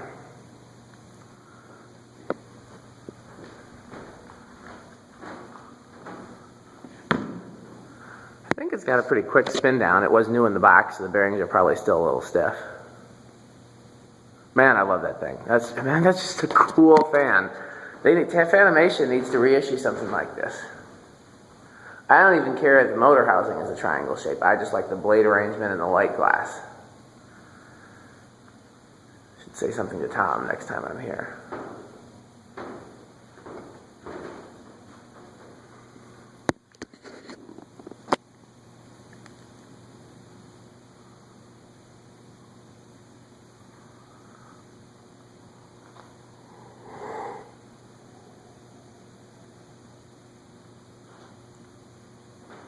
Even the canopy is unique to it.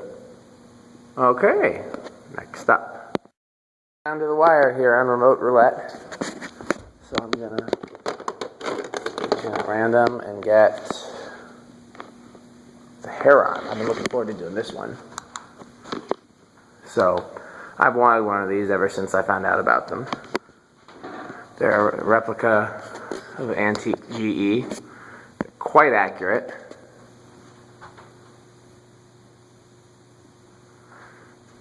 Blades and the blade arms are a little different, but they're supposed to be. This one comes with that cool glass. It's got this unique pull chain mechanism.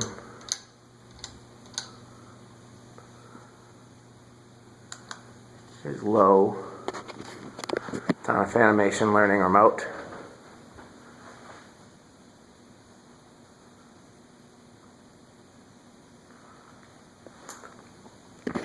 I've discovered, and Tom has told me I'm correct, CFM ratings really aren't accurate. Some fans actually have lower CFM ratings than what they, or excuse me, they actually move more air than the CFM rating dictates, and some actually move less air than the CFM rating dictates. This is an example of one that is actually more powerful than you'd think. It's actually quite a good fan. Let's do medium.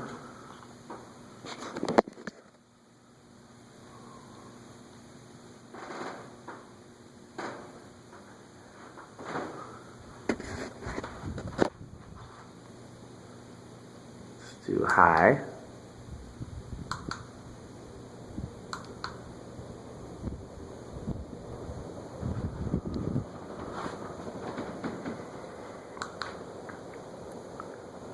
See, that's actually a really good air mover. Okay, moving just as much air as some of these K55 fans.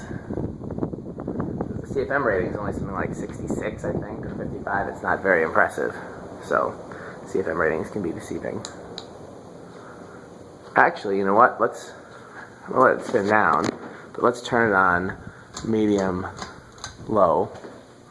Let's see what the pull chain speeds are like. So after it spins down, I'm just going to hit high on the remote, and that'll give me low with the pull chain.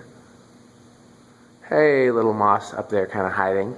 I wonder how many people are going to walk in here and not even notice these two fans, because they're so close to that wall. That's by design. I wanted, when you walk in, this to be the focal point, this to be the featured fan, so the other fans are quite a ways away from it. I would have another small one there if there was something to mount it on.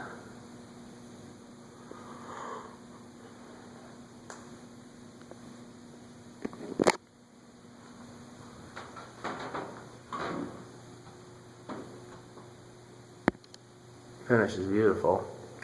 These blades are actually plastic. It's outdoor rated. They look very much like real wood, but they're actually plastic. I was very surprised when I saw that.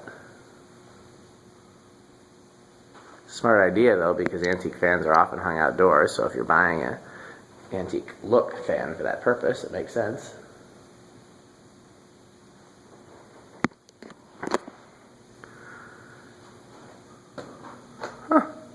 As the bearings, words are hard.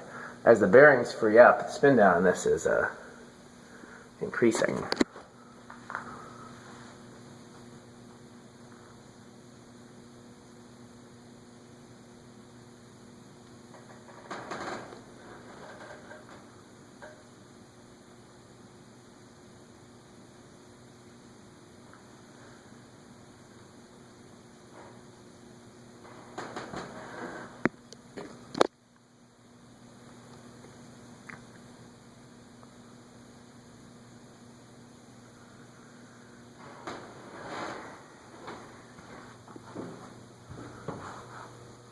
Okay, I'm going to hit high with the remote, but the pull chain is on low.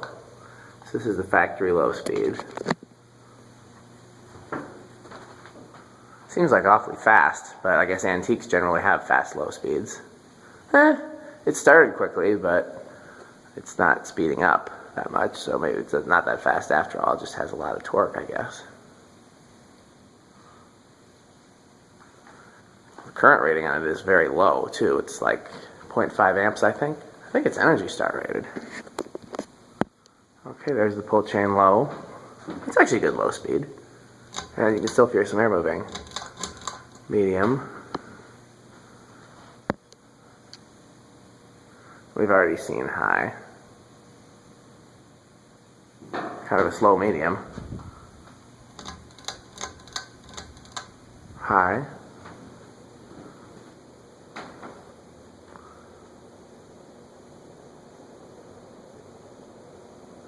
Okay. I've already seen spin down, so let's move on to the next. I'm putting the remotes that I've already done over here. Let's keep going with, we're getting down to the wire here. Remote roulette.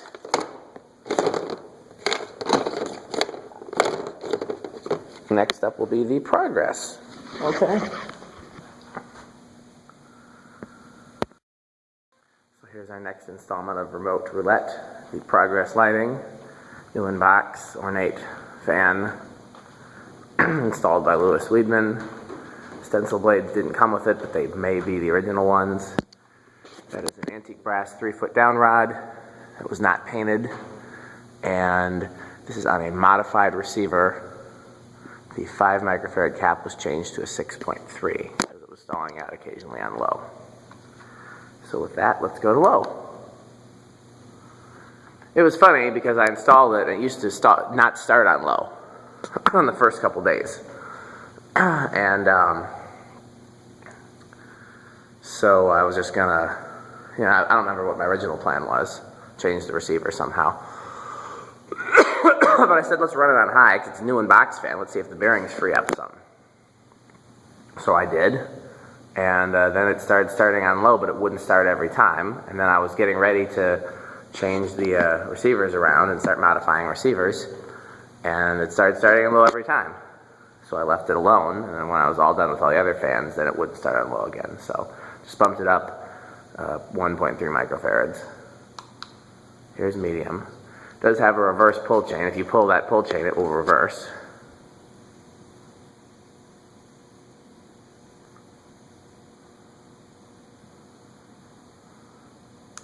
And high.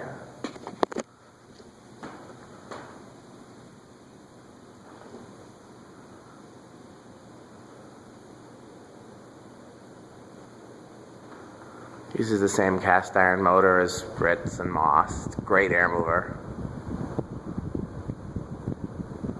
I'm actually gonna, I was thinking I'm gonna put it on reverse to see if it moved the turkey fan, but I'm not gonna go through all that. If it was gonna move it, it would move it in forward as well. That heat cycler moves when other stuff is on though. That's kind of funny. Okay, I think the spin down is still pretty quick on it because the bearings are still, you know.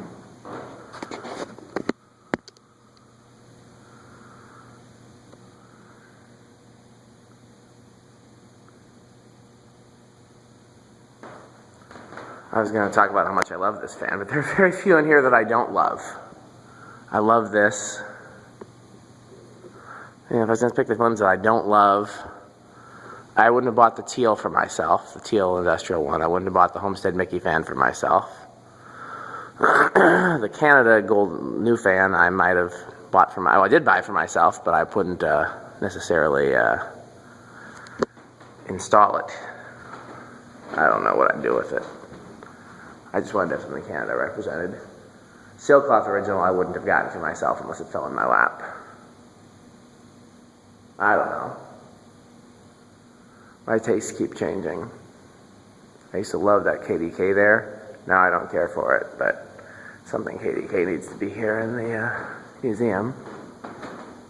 If I find something else, maybe I take that one down and sell it. I don't know.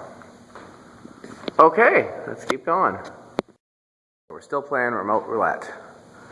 So let's go on in here. Let's grab another one without looking.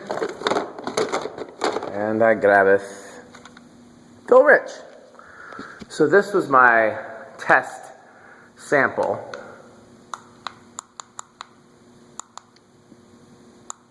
I didn't mean to dim the light there.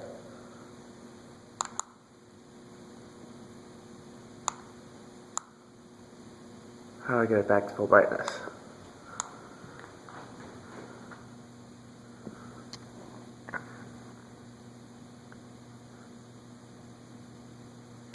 There we go. This is my test sample for remote receiver modifications.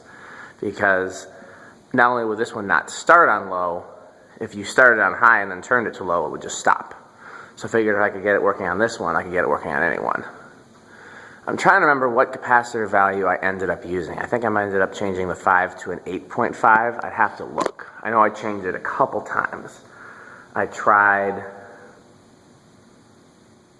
7.7 first, I think. I used what values I had on hand. The capacitor that's in there is a 5. And rather than rip it out and replace it, I just added to it. And the values that I had to pick to add to it, I had 1.3s, I had one 1.5, one 2, two 2.7s, and then as many 3.5s as I needed. I had an endless supply of 1.3s and 3.5s, and then I had a limited supply of the ones in between. I think this ended up getting a 3.5, making it an 8.5. So, look, the light's dim again. There we go. Okay. Light off, fan on low.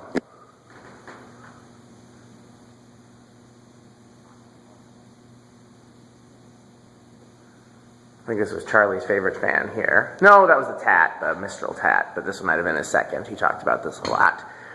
When somebody really liked the fan, then that became their project to put up. Medium. Medium is then going to be the two values summed, isn't it? Yes, so medium would then be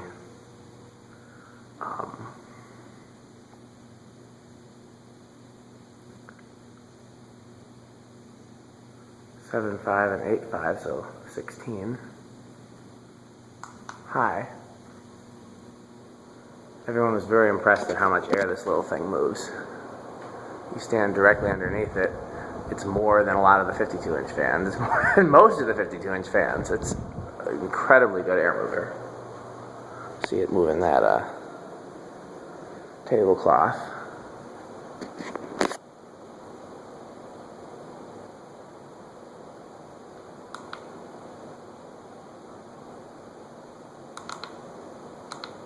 Still seems a little dim on the light. I gotta figure out.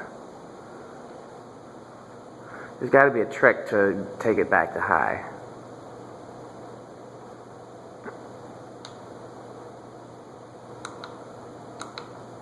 Still seems dimmer.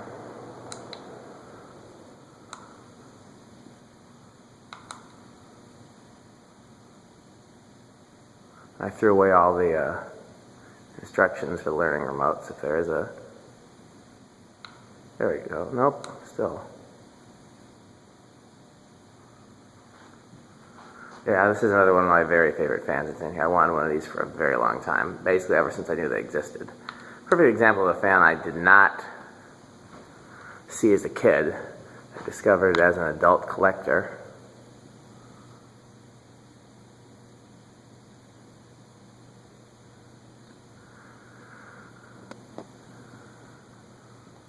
Okay, let's keep going.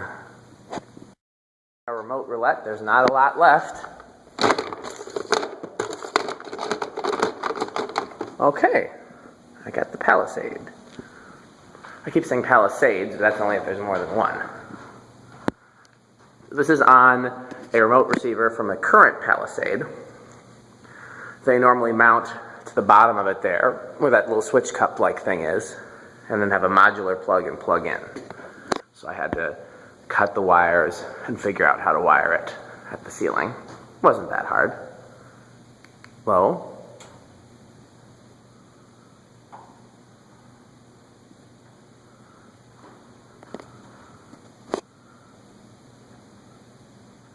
I feel a good breeze from it right here. Medium. Smear's medium seems slower all of a sudden. Go low again. Oh, I'm hitting the wrong things. Start over. Sorry. Low. It goes to high first to give it a push, and then goes to the speed that it's supposed to be. There's low. There's medium. And there's high. There we go. I think the one on the right seems a little faster.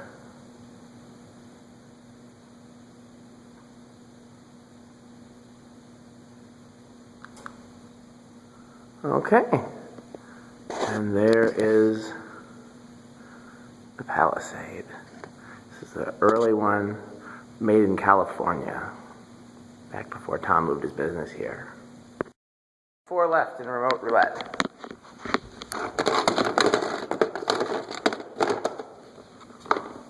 Whisper Fan 1. Okay, there's it back there. When Connor was here, I was telling him if you can't find a fan, just turn the light on and off. So I don't know what that glass came with. I'd have to go back on my videos and look and see. But I like it. This came with cool glass too. If I want to use the glass this came with on my 20th century, not 19th century, excuse me. So there's low. This is with the stock remote. Matt put this one in.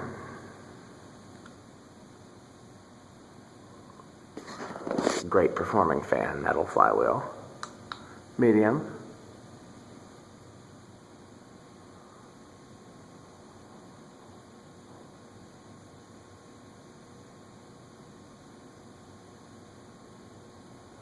Did require the blades being balanced a little bit. Charlie started and then I finished.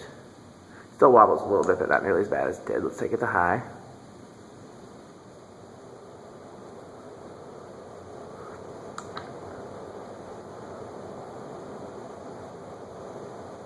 And off.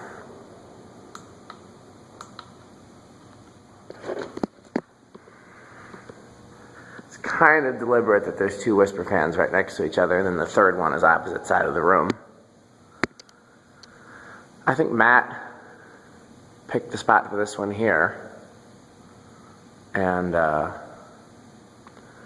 later when I was putting up this back row of fans, I was trying to figure out what fan could go there, and there's a lot of factors: down rod length, and blade width, and and fitting everything in here. It's a pretty tight fit. So I needed something there with a 2-foot down rod, and that whisper fan came with a 2-foot down rod. So perfect.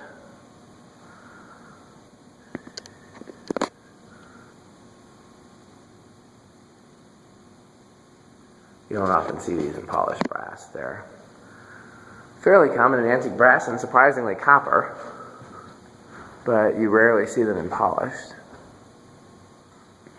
A lot of people mix them up with early Casablancas. Now it's bothering me. I got to go through and see.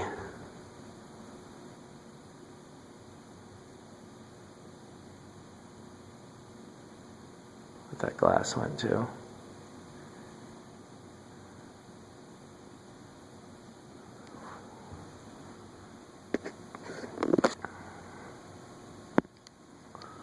While it spins down, I'm going to go back towards the other side of the room.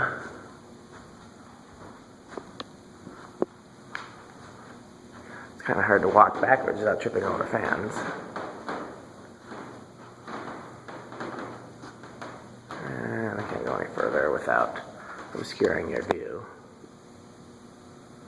Okay. How much left in remote roulette? Looks like 2 of those left are hunters. And I grabbed one of the hunters. 1886. So we had some problems getting this mounted at the correct height to clear the Terra and the Palisade. We had to move the Palisade some. We had to adjust the downrod height, I think, on the hunter. Something. We had to do something. It was a process. I love these. I've loved these ever since I was a kid. I've looked for them for a long time. Finally found this one with the help of Mark Castro and Daniel Groundwater. I was going to put a Verde one in the museum. I know where I can get a Verde one. But this looks more like the fan that it's replicating. So to me, that made it a better option. I feel a breeze from it already. I love that the housing spins too.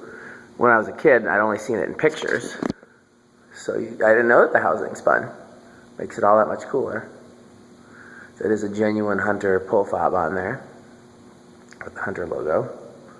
Let's go to high.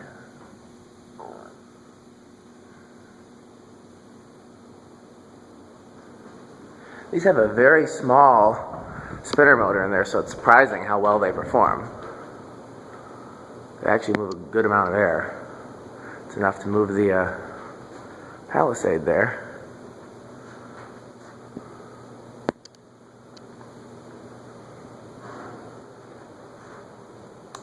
Off.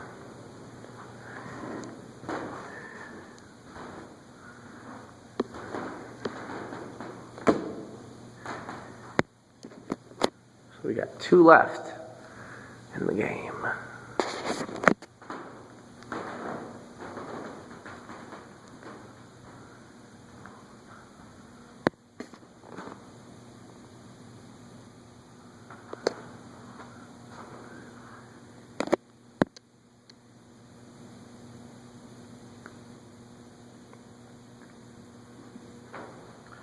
Just noticed something back here. There is a light up sign plugged in. Does it work? It does, but the light is barely noticeable, so I'm not going to worry about putting that on a X10.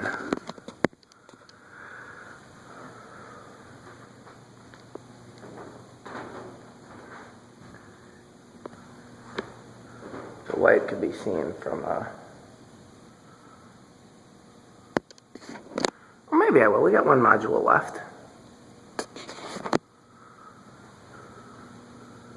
Just put it on this set to the same as the. Yeah, maybe I'll do that. Why not?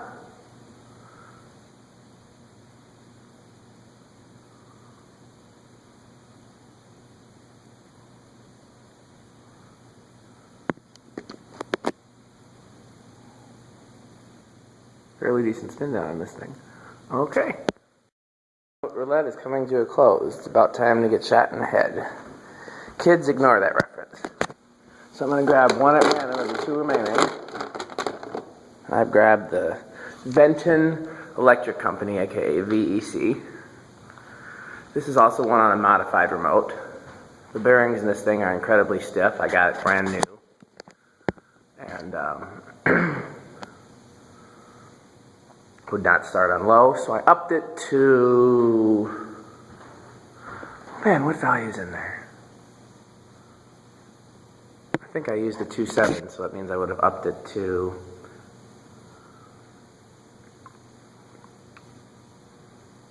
I'm sorry, I'm very tired. 5 plus 2.7 is 7.7. Oh, I feel a breeze from it on low. Let's go to medium.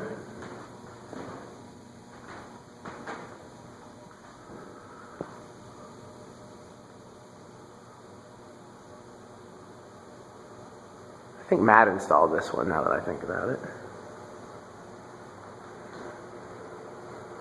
Let's go to high.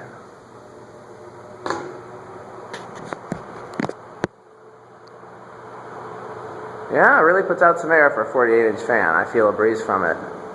Strong breeze from it. Let's go at a distance and see. Yep, definitely still feel a strong breeze from it. It's not surprising with a cast iron curved blade industrial. It's just surprising because it's 48-inch. That's, 8 inches smaller. Yep, got a great breeze from it right here. Definitely one of the more powerful fans here. Again, that size notwithstanding. So, spin down should be pretty quick because those bearings are still awfully stiff.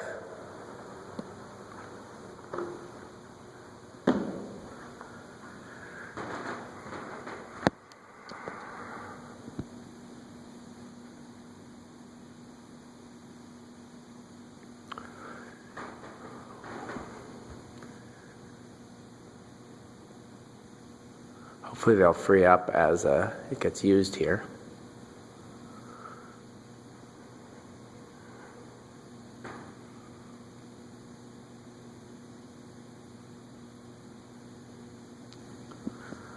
Okay, last video. Last in the game of remote roulette is this beautiful 1930s original. Hit low. This uses a modified remote receiver. I put the stock Fanimation receiver on it, and it worked great for a while. Then it started stalling out on low. And I said, okay, maybe fluctuations in line current or something, so I bumped the capacitor value up. Worked great for a while, started stalling out on low again. So I bumped the capacitor value up some more. And eventually I said, wait a second, now what's happening? And I talked to Brian Hicks, the original expert. Let's go up to medium. And he said, yeah, your bearing is rough. And so I found out that there was a blockage in the oil passageway, so not all the oil was getting into the bearing. So I put some oil in through the switch housing and a little WD-40 to free it up, and now it works beautifully. There's medium. Here's high. Blades are out of clock on it, but I don't want to risk bending the brackets and breaking them because I don't have any replacements. Tom picked this fan for over the dentist chair, and I think he did a perfect job. My first thought was, that's far too new looking for over this, but then no, look at all the black and chrome. Black and chrome, plus if this is a 1930s fan, looks more 50s to me, but even so, that's a 1930s fan. So, I think it's a good choice. So let's have it spin down. Oh, I forgot to turn the light off.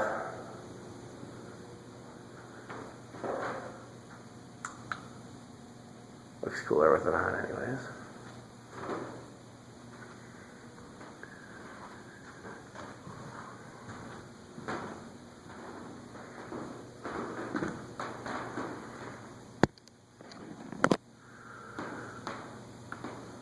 So I think that's it. I think we've tested all the hanging fans here in the museum. What happens if I sit in the dentist chair? Can I look up at the fan while getting my teeth pulled? I suppose I can.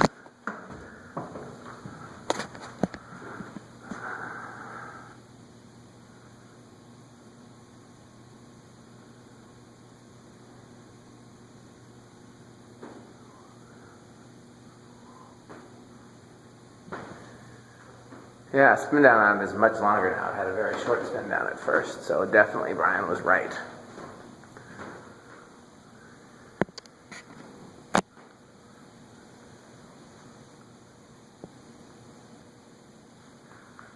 I was worried about dripping oil, but if it does, the oil will just run into the light kit as opposed to on the dentist chair or the floor, so it's not that bad.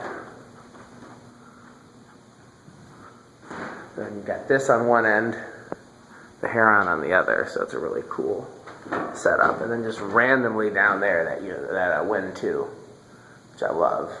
It wasn't intentional, but I love that it worked out that way. There's just one random low-hanging fan back there.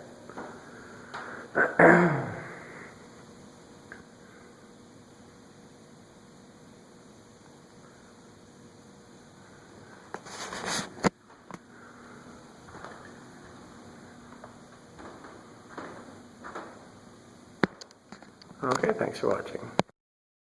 Hey guys, I think this is the final video from in here, at least for tonight. I just got finished testing all the fans individually. I just want to set everything back to the way it would normally be. So let's start with these. 1, 2, 3, 4, 5, 6, 7, 8, 9, 10, 11, 12, 13, 14, 15, 16. Only 1 through 8 are guaranteed to work from that control, but sometimes some of the other ones work.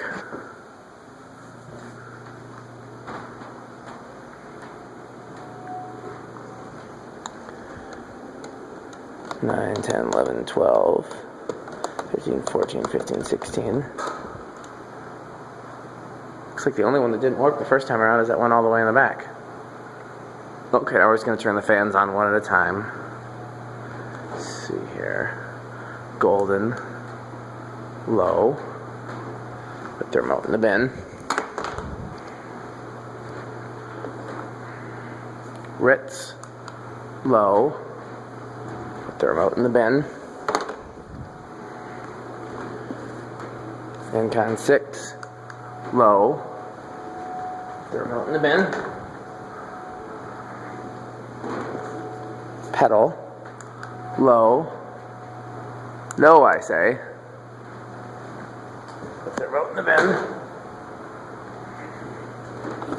Glad I decided to label these wind.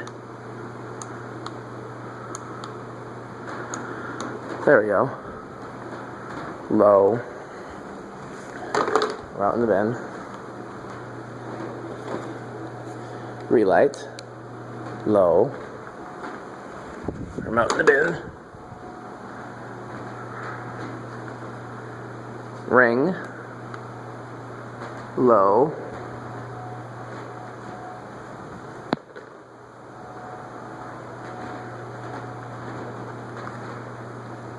TriStar, one of my favorites, low.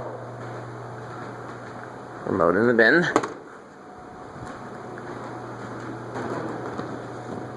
Studio 6, low. Remote in the bin. Tat, low.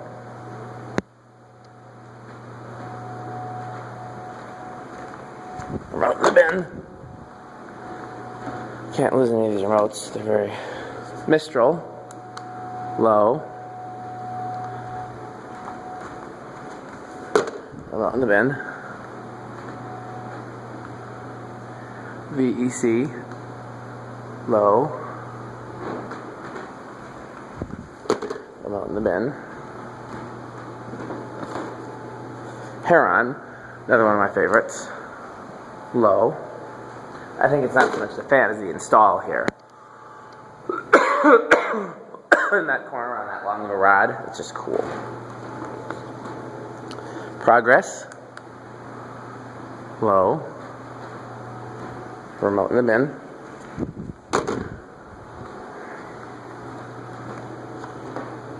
$1930s, low. Remote in the bin. 1886, low. Remote in the bin. This is exercise. Phil Rich, low. Remote in the bin. Palisade. Low.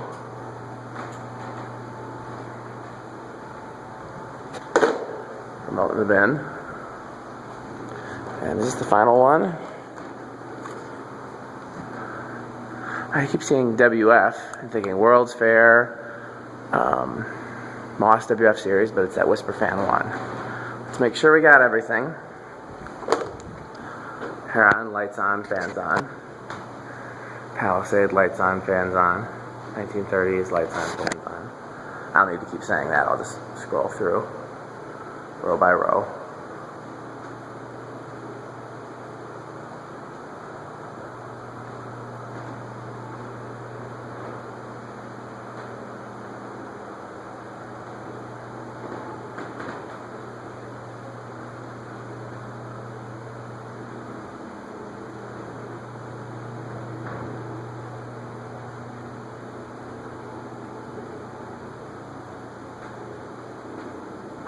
I think we have everything.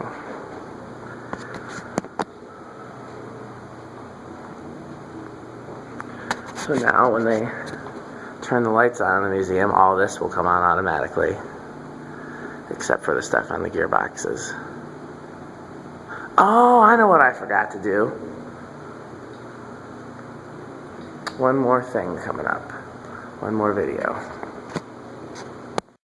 I forgot to do a video of this demonstration video of this wicker fan now that it's motorized. So these were just sold as a decorative item, but since Tom really likes it, I thought I'd put it on a disco ball motor. So it's controlled from the X10 control, which is over here. It's module A16. I did that so even when they change all the other stuff, it'll still be the last one. So all I gotta do is hit 16 on.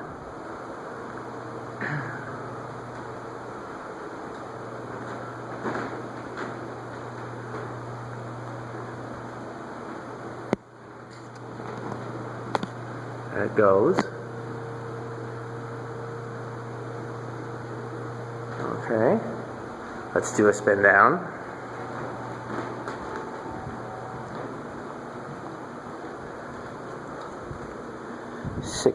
Off. So the motor stops spinning right away, but the fan portion of it has momentum.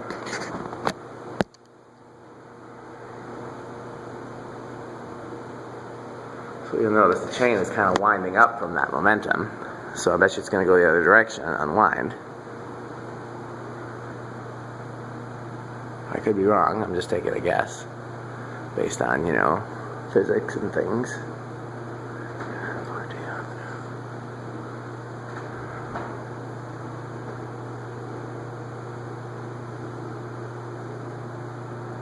Okay, yeah, maybe. Yep, it is going the other way.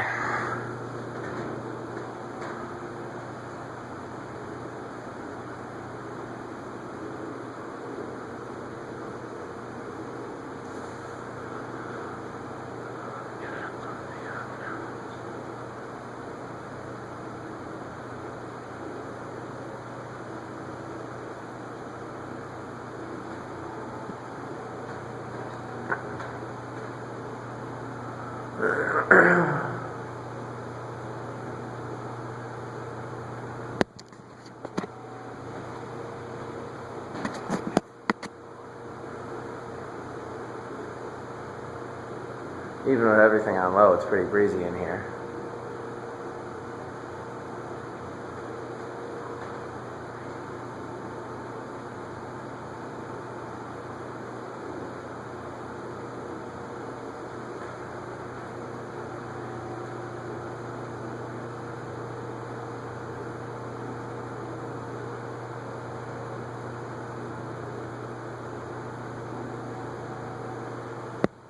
We're still spinning down, huh? This thing has a much longer spin down time than I anticipated.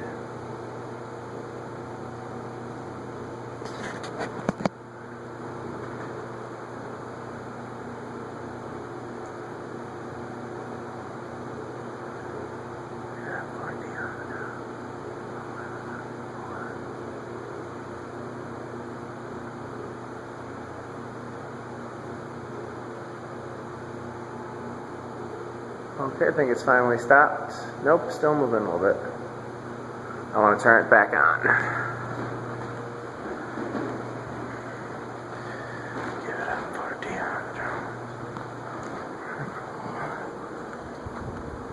16 on.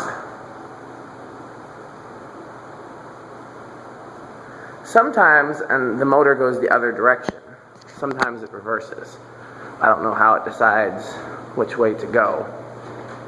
But apparently whatever gear reduction system is in there can go both ways. So, there you have it. Motorized decorative fan. We're back in the stairwell here at Fanimation. This used to be my least favorite part of the building because I just thought it was dismal and not cool, and now it's very cool. And so, just gonna go through the fans one video at a time so you can see them. So here's the New Orleans, Casablanca New Orleans, K63, 70s metal flywheel. The earliest ones would have had the hockey puck, so this would be like the second version essentially. Tom told me the story when he designed the New Orleans. He was working on a belt drive fan, like the Bourbon Street sort of thing, and the guy on the workbench next to him was working on a Victorian. And he just kind of was looking, he looked over at the guy in his fan and looked back at his, pushed the guy out of the way and stuck his belt fan on top of the Victorian. And the New Orleans was born. So I modified the remote receiver to give it a faster low so it wouldn't stall out. So here's low. That is a 8.5 microfarad capacitor. It makes a creaking sound that has something to do with the shaft in the center. I haven't worked on this fan at all. I simply took it out of the box and hung it. The gentleman that gave it to me put new bearings in, so here's medium.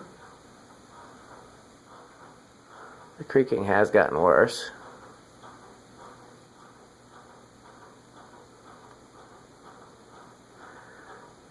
And here's high. Goes away on high.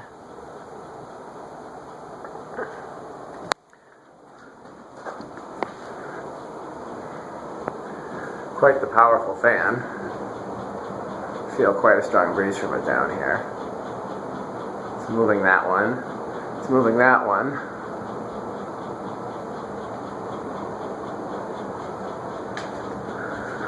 Yeah, if it wasn't up on a, however tall its ceiling is, 25 feet or whatever, I would troubleshoot it. But I'm not going to do that. It can just be noisy.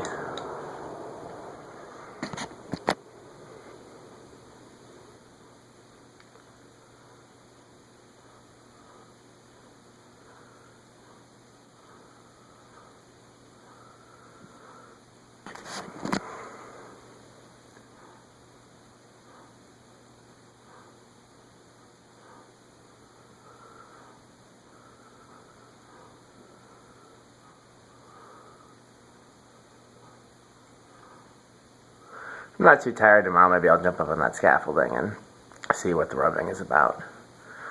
But there are other louder fans here, so it's not going to bother me too much. Okay, thanks for watching.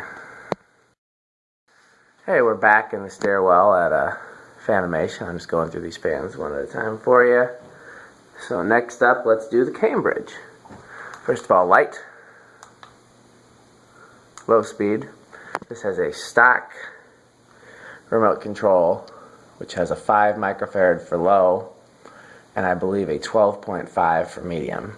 It's there's a 5 and a 7 in there, and I believe it adds them for medium. There's low. Here's medium. If you haven't noticed, the receiver turns the fan off for a second before it switches speeds. Oh, I feel the air from it all the way over here. And here's high. This thing really flies. As you may know, Casablanca used the same motors for all sizes of fans, so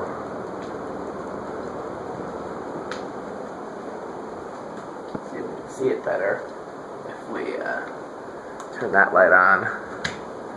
This light off. Kind of, yeah. Shakes a little bit. It's never going to get used on high. Well, everything moves this 20th century. Turn it off.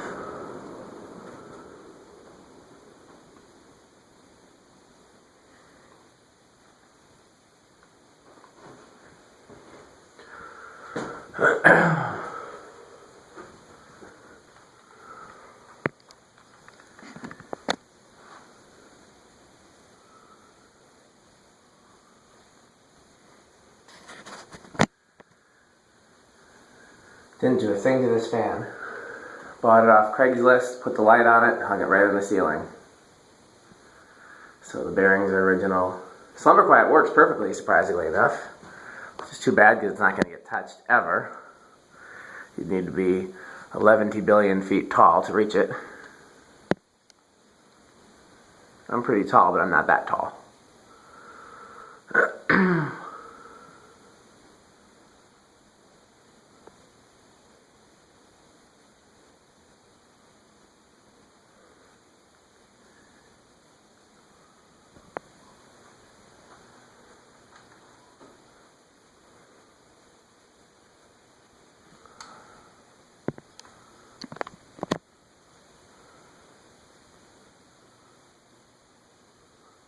Okay, thanks for watching. We're back in the stairwell here at Fanimation. I'm going through the fans one at a time. Let's do the Broadway next. That Broadway's pretty cool.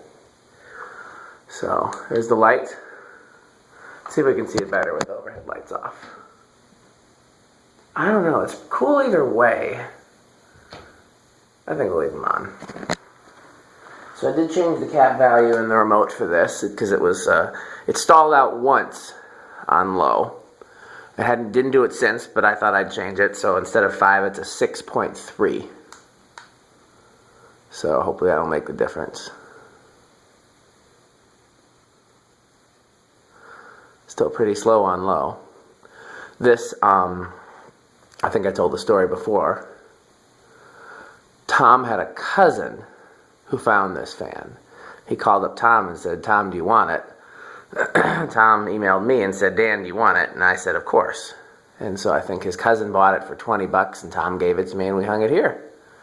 And it's from the run of 500, so it's got a sibling in there, that copper one that's from the run of 500. I don't remember what number that is, I have to look in the video. But this is number 261 of 500. It's got the trademark pull chain out of the bottom, that's pretty cool. So that's low. Oops, I hit the wrong fan, damn it. Off you. Where is it? Okay, medium. It's a little bit humtacular.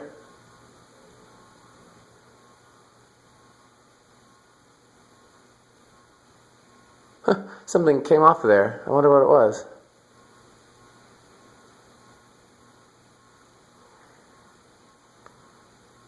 Go to high.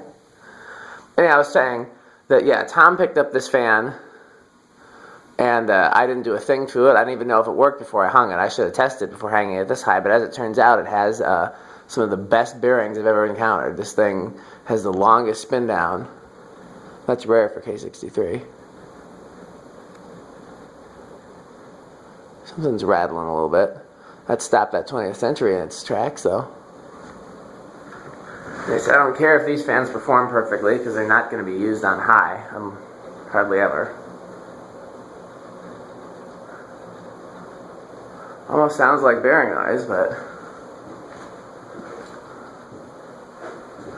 I don't know. It's definitely not coming down, so we're not going to worry too much about what it is. Feel the air from it all the way over here.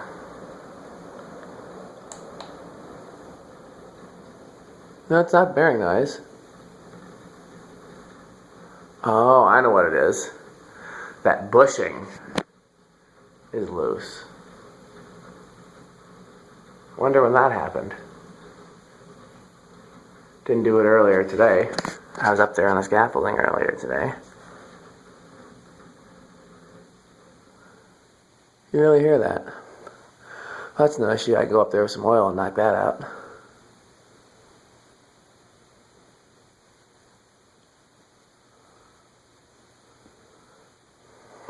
I won't be doing it tonight though. I'm very tired.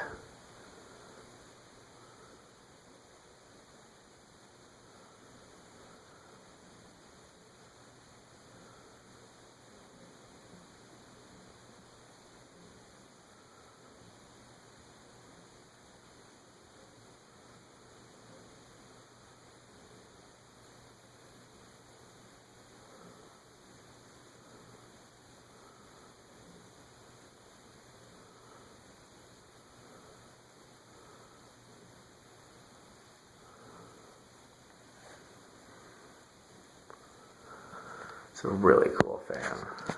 I like it a lot. I guess since the scaffolding is still there, it'd be easy enough for me to go up there tomorrow and look and just go up there, take a can of WD-40, a can of oil, and take a look at both of those fans. At least it's those two that are having issues. If it was the 20th century, it'd be screwed. It's chopped and screwed.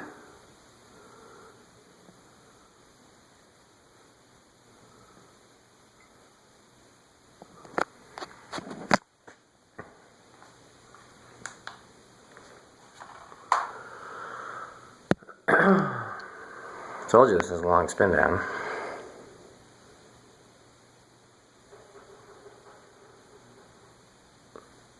Every so often this building makes random sounds. When you're here after midnight, it's kind of strange. You can't really hear them if they've got fans going, but I turned all the fans off because of this video.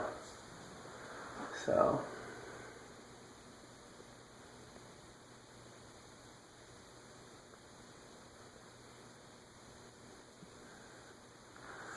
See, told you a long spin down. I'm going to play with some other stuff while I'm waiting. That didn't make any difference. Nah, none of that really affects the Broadway.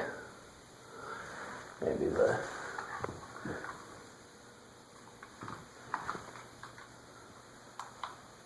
Nope, doesn't really affect it. What happens if I do this? Nope, can't see it at all. Uh-oh, running out of battery. Okay, thanks for watching. Guys, we're here in the Fanimation stairwell, place where dreams happen. I'm trying out the fans individually. This is the 20th Century Limited. You've seen this in Daniel Groundwater's videos, and you've seen it in my videos, and now you see it here. So let's put it on low. Did not modify the remote receiver at all, which is interesting because this has a very high current K63, but for whatever reason it just performs well. There's low, there's medium. One of the blade arms is bent out of clock, and I'm not going to risk bending it back given how rare these are. Never find another polished brass one.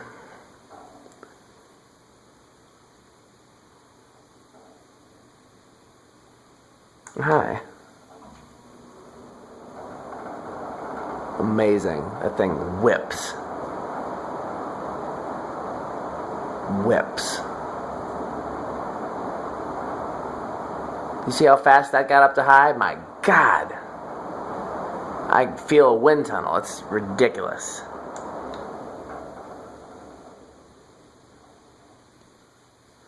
That is an insane K63 in there.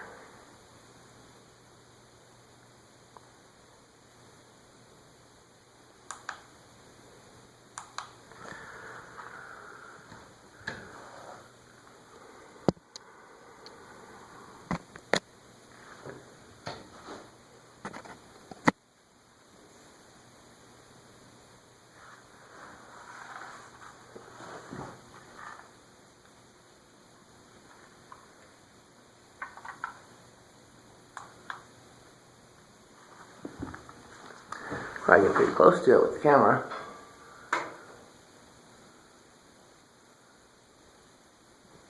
They really are an excellent replica of the Westinghouse Deluxe.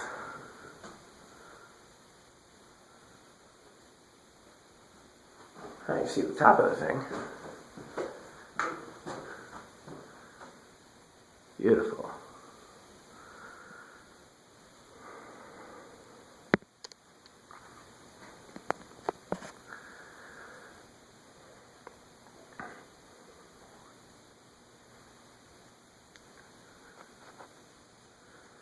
Thanks for watching. One more stairwell fan, this cute little Four Seasons. You've seen it in my videos. Now you get to see it here. There it is with the light. See where's the best angle for this. The fluorescent light doesn't make it easy.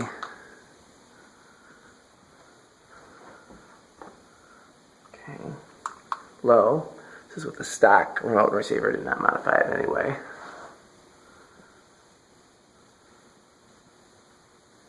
Medium.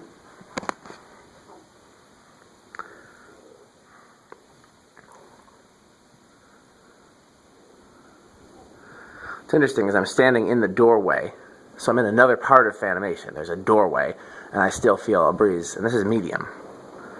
Here's high. Switch housing rubs a little bit on this one. I had it fixed at one point.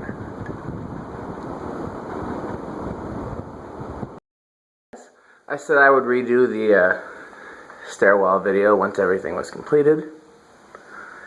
And this might be the last video I do at Fanimation until the group trip. We'll see if I have time to do anything else, if anything else tickles me. So, here are the 4 fans. Four Seasons is the same, Cambridge is the same, 20th Century is the same. I modified the remote receivers on the New Orleans and the Broadway, and I put some oil in the bushings. Not the bearings, but the bushings where the switch housing meets the stationary shafts. And New Orleans has similar bushings like that throughout the spiral rod there. So let's do them all on low. Let's see, which one was first to put up? I'll do them in the order I put them up. I think the Cambridge went up first. So the Cambridge low. I think the New Orleans went up second. New Orleans low. Instead of the 5 microfarad capacitor, that's an 8.5. Broadway was next, low. Instead of the 5 mic, that's a 6.3. 20th Century was next, that's still stock. And the Four Seasons, that's still stock. So this is everything on low, how they will likely remain.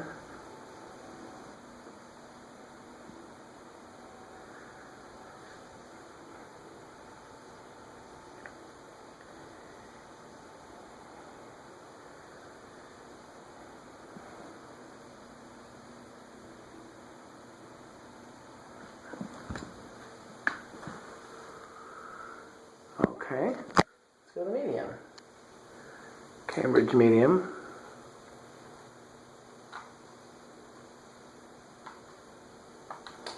New Orleans medium. Broadway medium.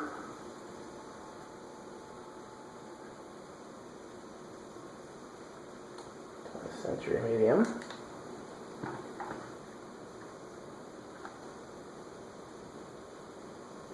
What am I looking for? Everything except the Four Seasons. Four Seasons medium. You can see we're already starting to get a little interplay from all the air moving. The New Orleans is moving back and forth in a way it probably shouldn't. Getting a little close to that wall. So, realistically, this one flies on medium. Realistically, we do not want to have these higher than low. So, this is just something I'm doing for the videos, and then let's not do it again. Cambridge high is going to get real dangerous. New Orleans high. Broadway high. 20th Century high. Four Seasons high. Like I said, we definitely can't do this for very long. And I don't want to ever really do it again if we don't have to.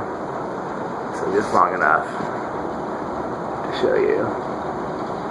It is an insane wind tunnel in here. Off, off, off, off. You'll notice I got rid of all the noises in the Broadway and the New Orleans. Everything runs like a dream now.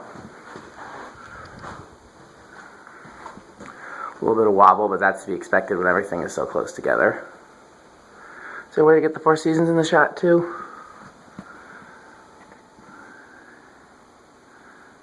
There we go. This is a very uncomfortable position to hold the phone in, but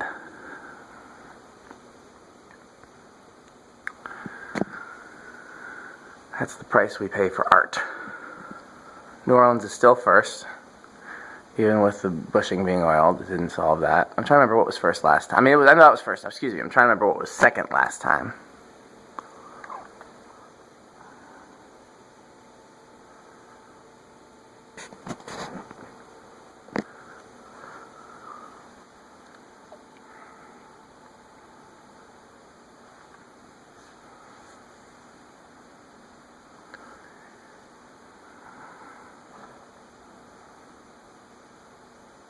'20th century. Which was, you know what? I was so tired I wasn't even paying attention. I'm not sure which one stopped first, the Cambridge or the 20th century. So hopefully that was both visible on camera and you guys could tell. When I tell you this has been the most tiring week,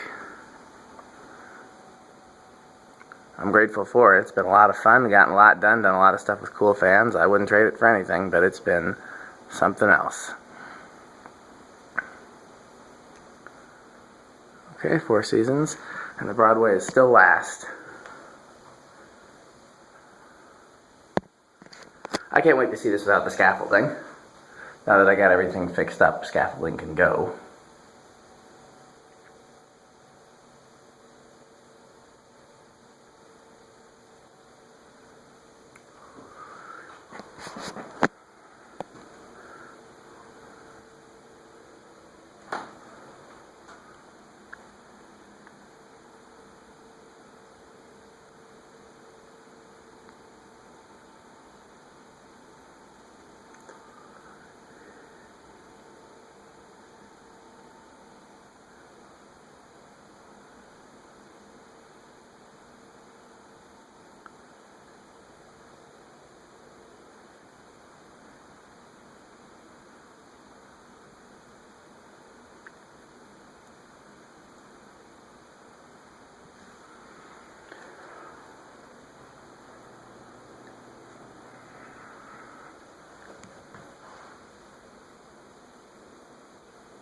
Okay, last I'm just going to turn them all back to low because I'm going to stick around a little bit longer yet tonight. And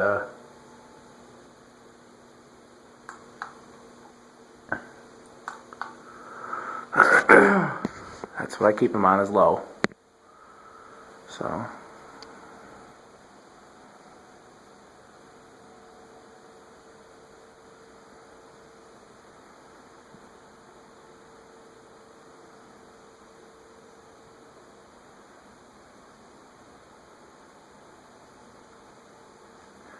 okay. Thanks for watching.